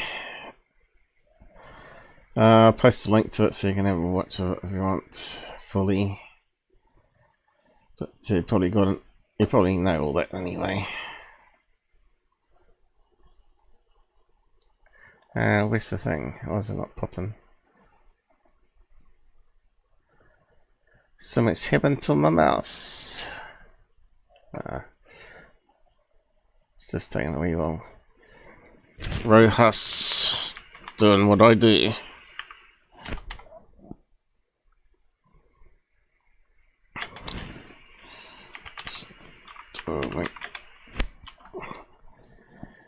I don't think any of you guys that follow me would be fooled by Starlink in the sky or satellites, right?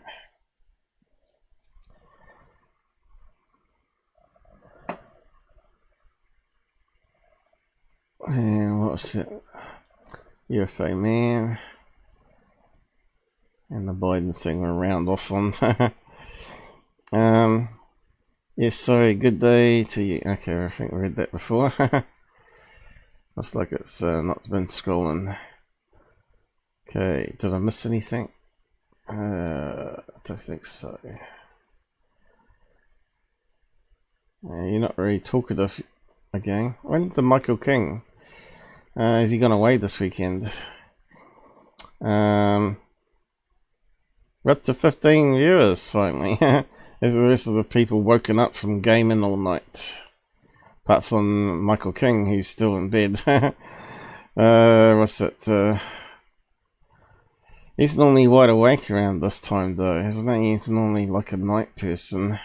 So what's that, 3 in the morning? Shogun's probably gonna sleep. And Jasper. Okay, so on to lastly UFOman one was this one. What do you think of this one? I'll just play it. More garbage. Okay, let's just move it on a bit.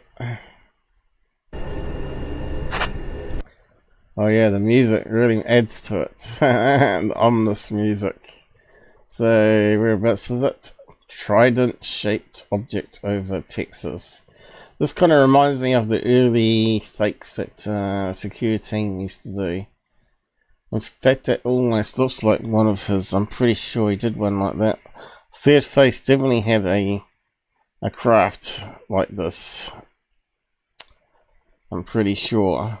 So is it this old Third Phase one that's been recycled? So my gut feeling straight away, CGI. What do you think?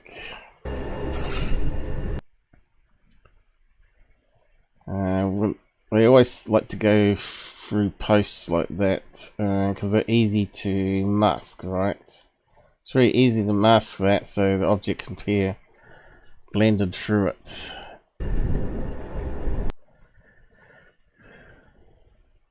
But I don't see any errors in it.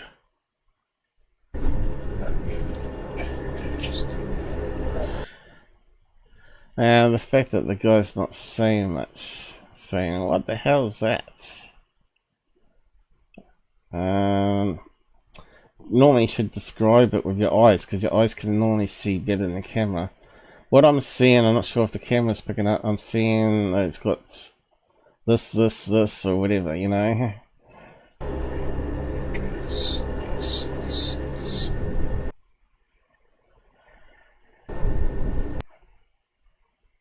See, again, this would be really easy to mask out. But the thing is, see where that loophole is? We'd expect to see more of the craft behind it, through it, I mean. Let me just go back on that one. They may have made it miss it, so it doesn't have to go through the hoop. Right, they've made it so it's just above the hoop where it's going to be a bit difficult to mask it. But I would have thought a bit of it would have shown on the angle. Yeah, really on the edge, isn't it? It's very cleverly edited there. And it's heading down this way, so I don't think we'll see it anymore. So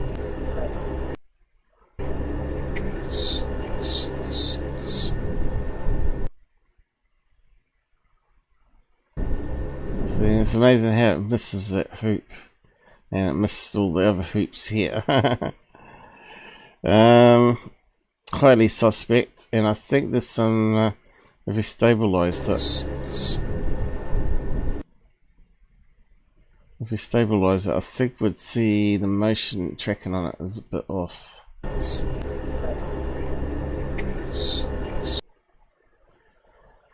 In fact, having a look at the focus grain of this whole video here,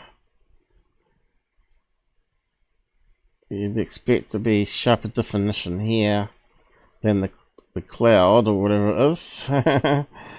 And that looks like it's more in focus than the rest of the image. It looks like it's been added to it.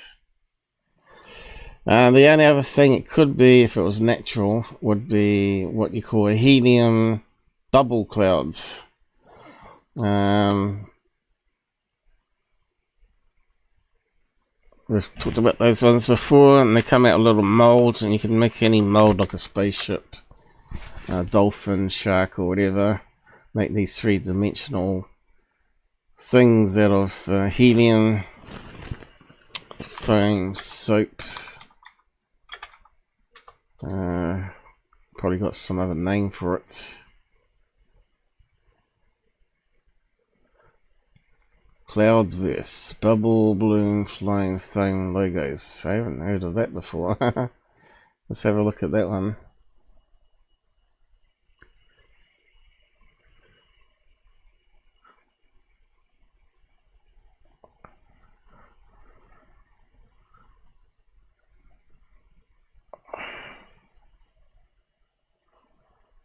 Looks like they're on YouTube.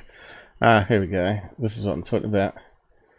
You can make these helium foam things, and you can make them into any shape. So this looks like a crown. So it's used for advertising. Crew FX. And so they're doing professional phone ones. So that's the only other thing it could be, right?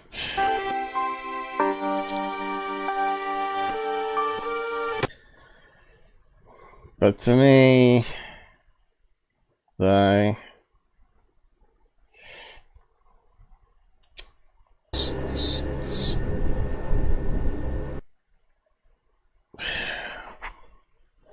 it's just because it seems to miss all the difficult bits in the picture.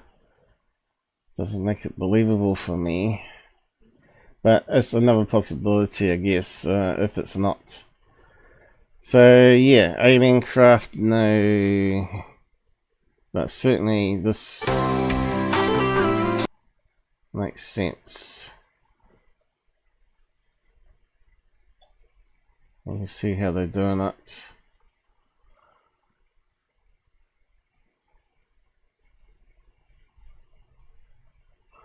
It's almost like candy floss. But I just got a mold, the phone comes up through the mold and then they slice it with a sharp knife or blade. And the helium takes it away. I thought they might have some other pictures of some other ones. But yeah, you've seen it before. Helium cloud generator. Another one. Floating bubbles. Cool. That one's doing a long one. Hey guys, Needle welcome back. I'm Nate. Needle in the sky.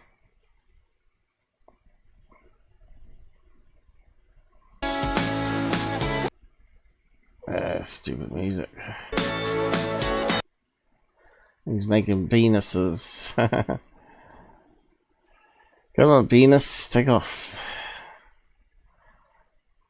There's a critter! It popped. There's a bird, there's a plane, there's helium foam.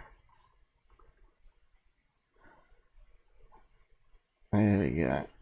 So you can make any shape you want. I suppose you can add some dye to it even. Colorize it. Helium whipped soap. Cloud verse again. Experimental helium soap indoor clouds. Okay, we've got some for indoors. They'll make a mess on the ceiling.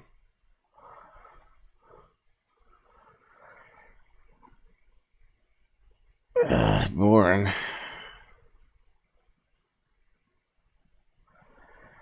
Where's the professional ones with the molds? Helium clouds.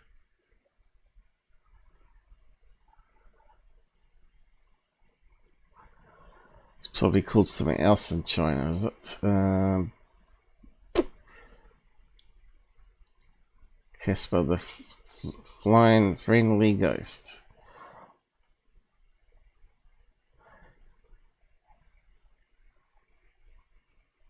How come it's not playing?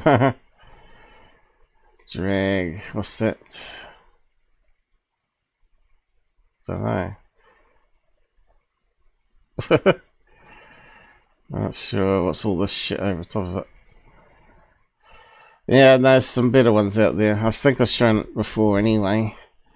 So yeah, it's going to be either a CGI or it's going to be a foam cloud like that someone's just spotted, and they probably know what it is. But it's on UFOman. So what did these idiots say down below to finish up? Looks like Batman. No. That might be a Romulan warbird. It could be from a mold. Very nice capture. This is amazing sight and craft appears. I think it's a craft of people to be symmetrical. Clearly not a cloud. No. Insane symmetry. Well, it is a cloud of a sort, of sorts, a bubble cloud. More proof. We're not alone. We're in the clouds with bubbles. Not saying it's not genuine, but I'm always suspicious of videos where there's no reaction from the person filming. Yeah, you think the person would scrabble and get another view of it, right? And join the video together, or just show the whole clip of him scrabbling, getting into a car and tracking it, you know, if it was a UFO. Well, that is not a cloud. That's either a real alien ship or could be Project Bluebeam. Neither of those are correct. My brother. Oh no, you wouldn't want a UFOman, Tim, as your brother. You are the best. Thank you. Keep up those beautiful videos. Hey, what's happening? Michael King donated £10 through Super Chat. Hey, so's missed last few been busy, bro. Alright. We thought you might be camping again. I did actually talk about you. Talk about synchronicity. It was only like 5 minutes ago I was talking about you. Your ears must have been burning. I said, oh, he's probably in bed, but he's normally up at this hour. It's early in the morning. He's normally wide awake in this hour, and 3 p.m. he's normally asleep. Thanks for the donation. Yeah, I'm almost about to wrap up, actually. £10. Thank you. Very generous. Yeah, not sure. I think the other people have gone to sleep. Jasper and and Shogun. I think they've drifted off into Dreamville. They'll probably catch up on what they missed out later, probably. Well, this one I have seen in 2011. Have you? Phone bubbles. That's amazing. Yeah, I think you might be right, and I got a feeling it was third phase of the moon. Had a model that looked very much like that, but it's not the same thing. They were mucking around with models on fishing line and then superimposing it on some sceneries they filmed around Hawaii and saying this is what they filmed in Hawaii when it wasn't. Gabba Beast, you think he would call it out, wouldn't you? Tim, I posted 18 Will's new UFO video on my channel. Rabbit, so we got another video from Gabba coming, have we? No way is this cloud like this UFO you show has too many symmetrical. I'd say that the cloud optical camouflage. Compare the cloud next to the UFO is wrong color, and it would be broken up somewhere. It keeps it shape. But he's been around when I've talked about these helium molded bubbles, clouds. You should know at least about that.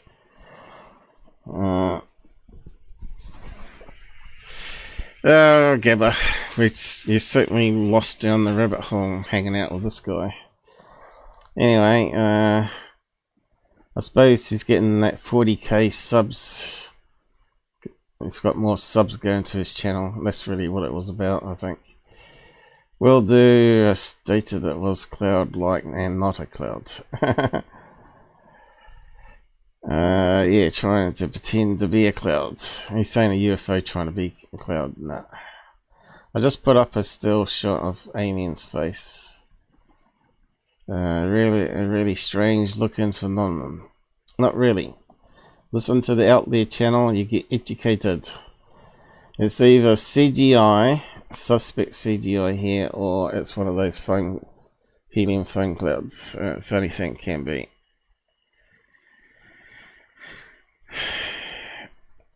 At this stage I can't really say one or the other, but it is a bit suspect. But it just might be pure chance that he misses all the difficult bits in the video where it would shine through, right? Videos. So where's the Gabba one? Well, the 18 Wills one. Looks like he hasn't put it up. Oh look, we got another solar tube over Poland this time. Another solar tube balloon. Cylinder UFO. He'd go really good on that TV show. Roswell Objects. Again, that's a bunch of balloons where you're getting various reflection points of it, right? Funny how it forms a heart shape. I wonder if it's reflecting of a heart balloon. Oh no, look at this bullshit. CGI all the way home. Black disc on the edge. That looks like it's from a computer game. 2 vintage fighter planes. And there we go. We're just talking about Starlink before, weren't we? Cylinder UFO balloon showing up in the our skies. So again, that's going to be Starlink with overexposure. Yeah, it looks like it's at night time. 3 weeks ago. Pulsating lights. Drop down below some trees. Okay, so could be anything there. It's probably a balloon coming down. Weather balloon. Yeah, so yeah, usual crap there, isn't it? I won't bother too much on detail on that one, but it's fairly obvious none of those are UFO alien craft. Right, it's just garbage again. This was funny here. Jimmy Dore getting into this conspiracy since the shooting now.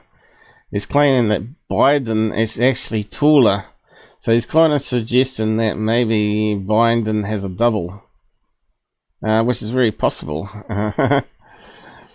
So yeah, I thought this is quite interesting. I don't think it's optical illusion. Explain that picture to me. Because he points out some really good details here. But here, if you look at the camera angles, it's not the best. But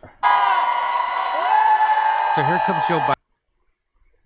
So they're comparing the height of Joe Biden with his wife. First of all, he's walking. So his wife is below the shoulder there. Really briskly. But she's behind him. And is it me, or is he 6 inches taller than he normally?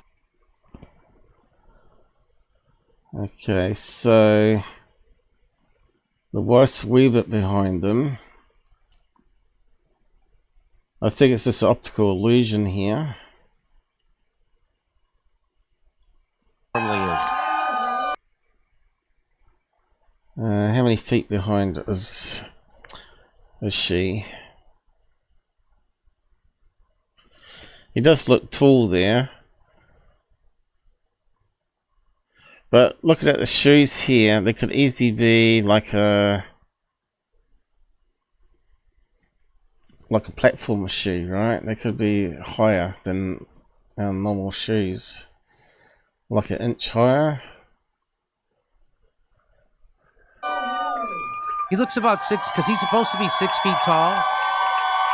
But yeah, but she's behind him. She's not right next to him. His wife usually isn't that short.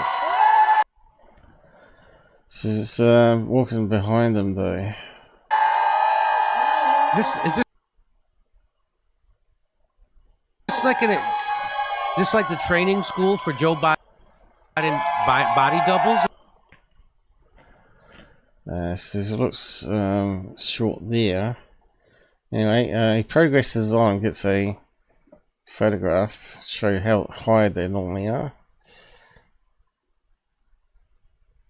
Here.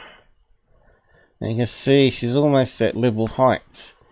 So if we take in the difference for her behind, being below his shoulder line here, that's at least 6 inches different. But she's like 3 feet behind him in that first video. Would it be that much of a drop down to here? I think not. And he doesn't look the same man to me, does he? That maybe this is the double. Doesn't even look like him really. Maybe he died and they replaced him with a double all this time. Remember, was it Pope the Second? People were saying he died and they just put a puppet in a wheelchair or something and wheeled him out. And he just lifted up his arm and then dropped it down again and then they wheeled him back in.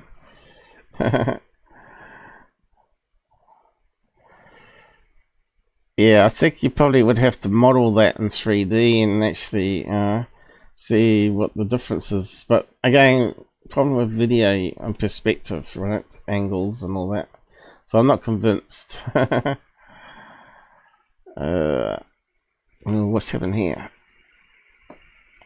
So much happened here. Here we go. Okay. So he's talking about this Israel present being 1 inch taller, is it? Oh, meters. What's that? Centimeter higher. 1.84. So he's like 6'1". Joe Biden is a solid. That's 6 feet. So he's like 6. So BB is like 6 feet and then 1 centimeter maybe. Joe Biden is a solid 6 feet. And then he shows a video of them standing together. And you can see he's definitely shorter. Again, it could be that he's standing higher up on the ground there because we can't see the ground on that one. Or did somebody insert a spine into Joe Biden? Which is it? Or he might have an inch or 2 platform shoes that lifts them up. That would explain it, an inch difference. So yeah, it could be special shoes. Could be a double ganger. And here's a side by side on the floor, so that eliminates concrete being different. And definitely looks like Biden is an inch taller, doesn't it? So it can only be his shoes. But everybody likes to go with a conspiracy theory that it's a double to replace him. So when he's sick, they send out a double impersonator and they wouldn't know the difference. In fact, it doesn't even look like Biden there on that angle there, though, does it? It's not a very good picture. And here's his wife again. It's like it's a photograph of that same video, is it? It looks like the same distance behind. A couple of feet behind, so you expect maybe her to be really here. I think that's normal. I think that's normal considering camera optics. Give or take an inch. I think it might be the shoes. And what's this one? Oh, right, he's just showing that how you can make a female look like a man with this pull-on latex mask, right? You know, they have these masks now that are just... then police will be fully aware. Did you ever see this? They have these now. A lady from the CIA wore one of these masks and fooled President Bush. That's a mask. Dr. Evil. So you wonder why shooters can get away with things, right? Or FBI can cause riots to happen.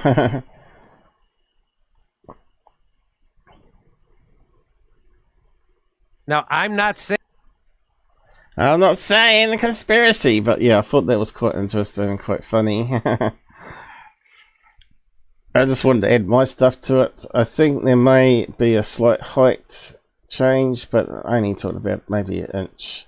And that could be related to the shoes. She might have even not such high heels that she's worn previously in other photographs. There's a lot of factors there, especially on concrete. And also you might have that strange funhouse effect, you know.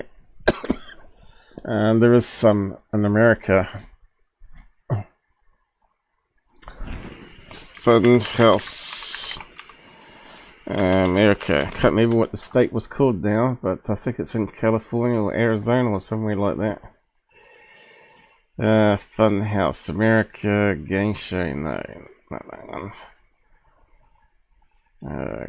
Fun House effect.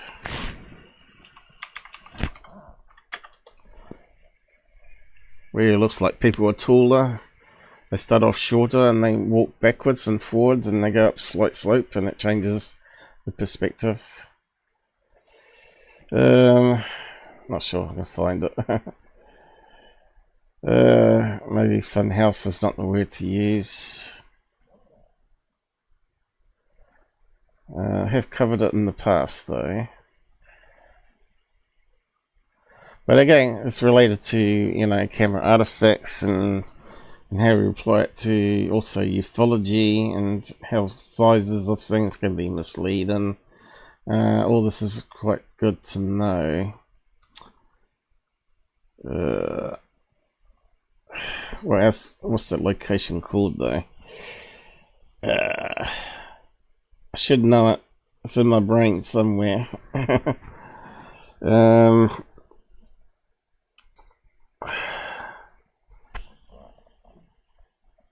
Funhouse.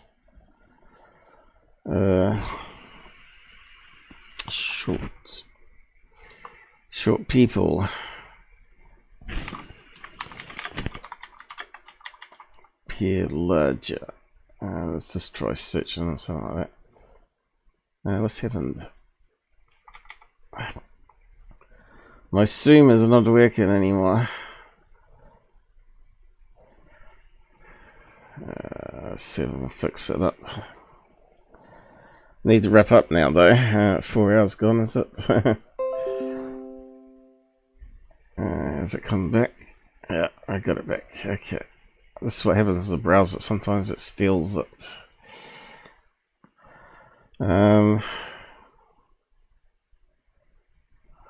Short people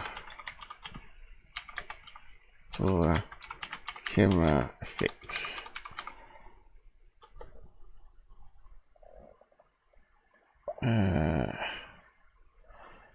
Before, after.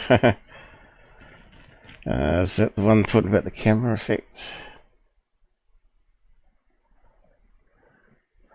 I think they're stretching it, the images here, aren't they?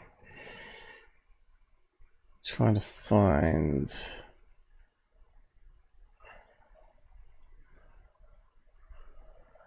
that... Oh, is that the place where they can switch around? And one... Oh no. Just simply leaning back on that chair makes them look bigger and smaller. After being photographed. No, that wasn't what I was after. Yeah. I'm not sure how I can find it. Is it Arizona?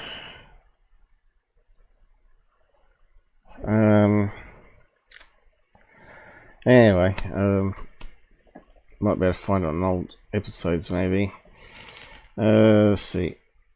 Try Funhouse and yes. Depends if I added the keyword into description somewhere or not. No, not that one. Could be in that one. Don't know.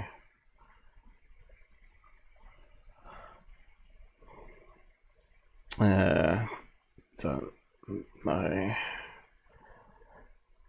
Let's come up for those ones for some reason. Probably because they got the word fun or house in it. No, it doesn't look like I added it in. Anyway, I'm going to wrap up on that, I think. Let you guys know what I'm talking about.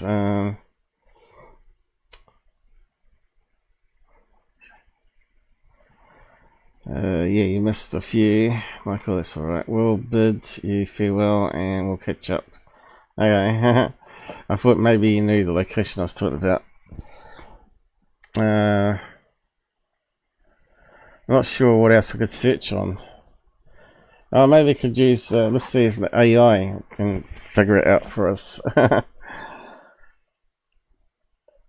It should be able to, if it's clever. Depends how they coded it, I suppose. What natural location in USA has funhouse effects happening? Let's see if it can figure out what I'm talking about. This is where it might come in handy, you see. Hey, here we go. Let's see. I didn't think there was that many places. Alright, let's see what it says. Certainly, if you're looking for natural wonders in USA, fascinating experience. Mount Rainier Park, Washington.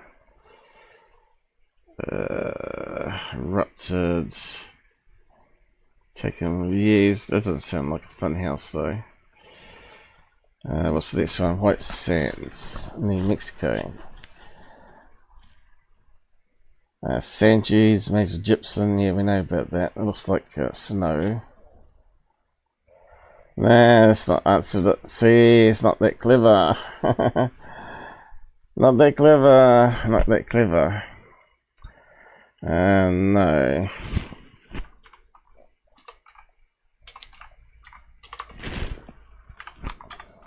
There's a place with a house. You walk in and it makes you look shorter or taller or something like that. Or taller. Just try that, see what happens. See. No, it's coming up with the same answers. No. No, that's not it.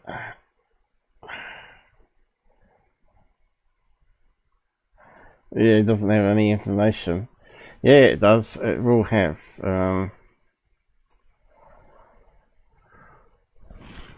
What do you call it then? Optical illusions. Illusion on height of person. Well, let's see what comes up with that one.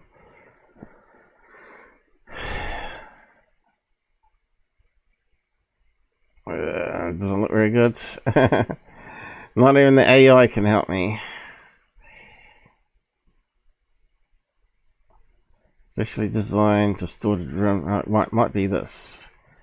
Amy's room. Amy's room is a specially designed distorted room that creates an optical illusion. When viewed from a peephole, it appears to be an ordinary rectangle cuboid. However, due to equilibrium manipulation of perspective, one person standing in one corner seems giant. Yes, that's what we're after. Okay, let's see if we can find the location. So, what location in USA is a paste it for some reason. Let's see if it comes up now.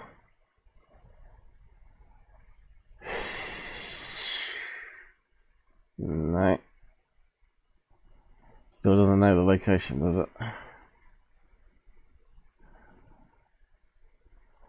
Well, I don't have specific. Yeah.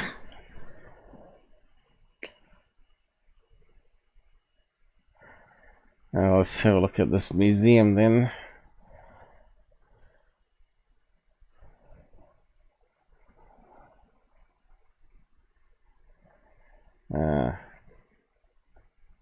What's happened? That's not good.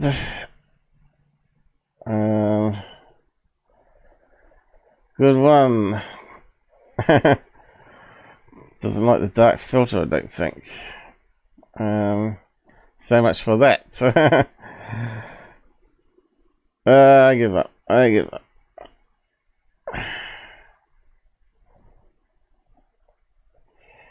Best we can search on it ourselves. One last try. Things route. That looks like the museum.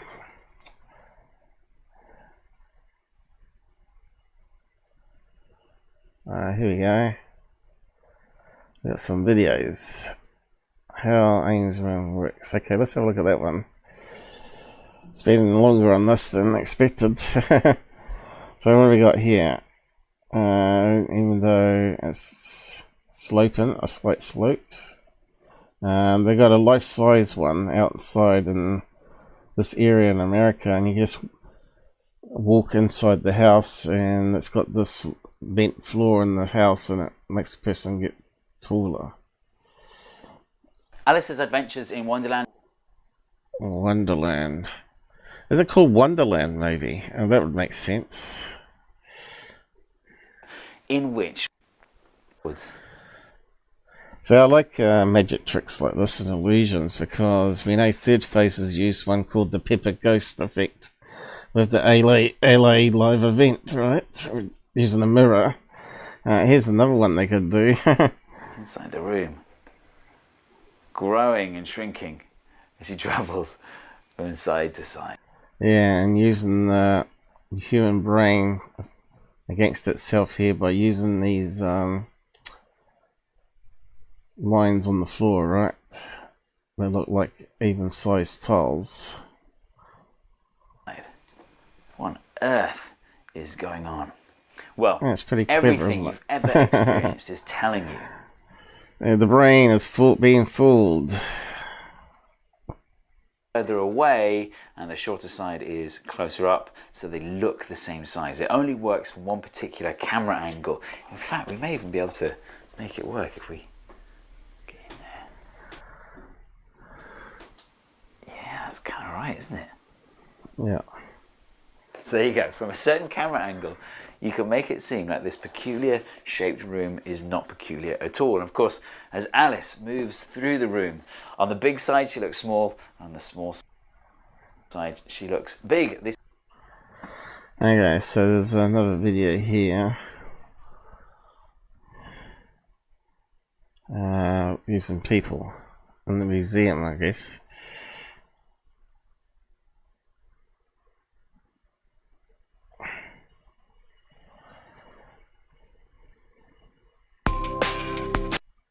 No music. Reality.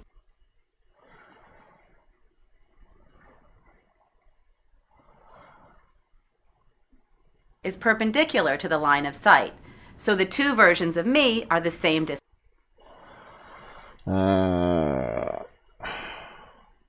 And the room isn't box-shaped at all. It's trapezoidal. The back left. I thought it was going to be just someone mucking around in the museum, just filming themselves for that.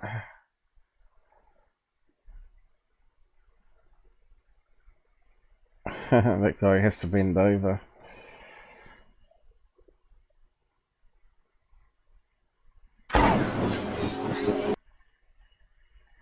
We just rehearsed, but I just wanted to take him.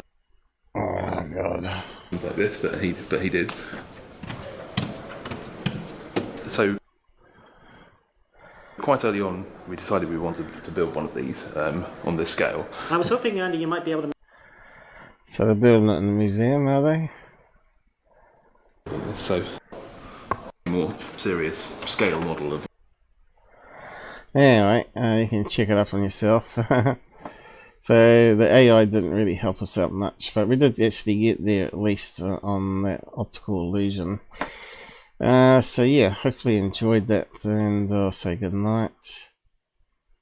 And yeah, I don't think we had too many chatters from other channels on there. We normally had Pilled and Rumble sometimes show up. Oh, what's it not updating? Okay, just update it here. So do hit a like. We've got 2 likes on Rumble now. That's good. Thanks, guys. And 3 on Pilled, is it? We only had 46 viewers. We're into the hundreds that we used to get. Yeah, it's all dying, isn't it? It's all dying out there on the UFO side of things. Or learning side of things. So I'll just say good night here. And wrap up for the day. Hopefully you like what I did today. A bit of everything, really. See what I can prepare for next time. Never ending in this field. Not much UFO drama there apart from David Grush. And see you again. Another dime. Let's wind it down. Thanks for your donation, Michael, and thanks for the few that put in the side chat.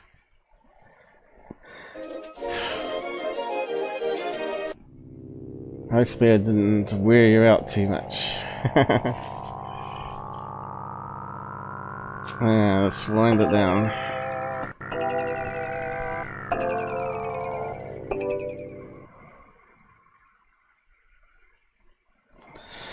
And I have to figure out why X is not working anymore. That's weird, that one.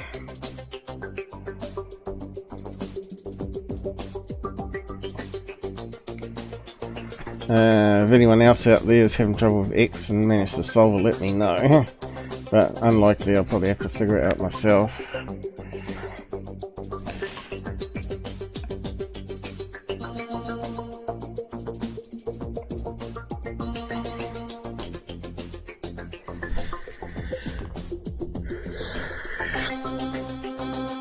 Yeah, I got so much to do.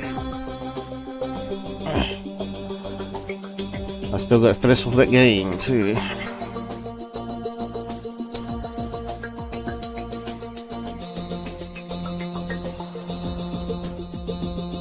We'll see what happens. I've got so much to fix, so much other projects on the go. Mental projects.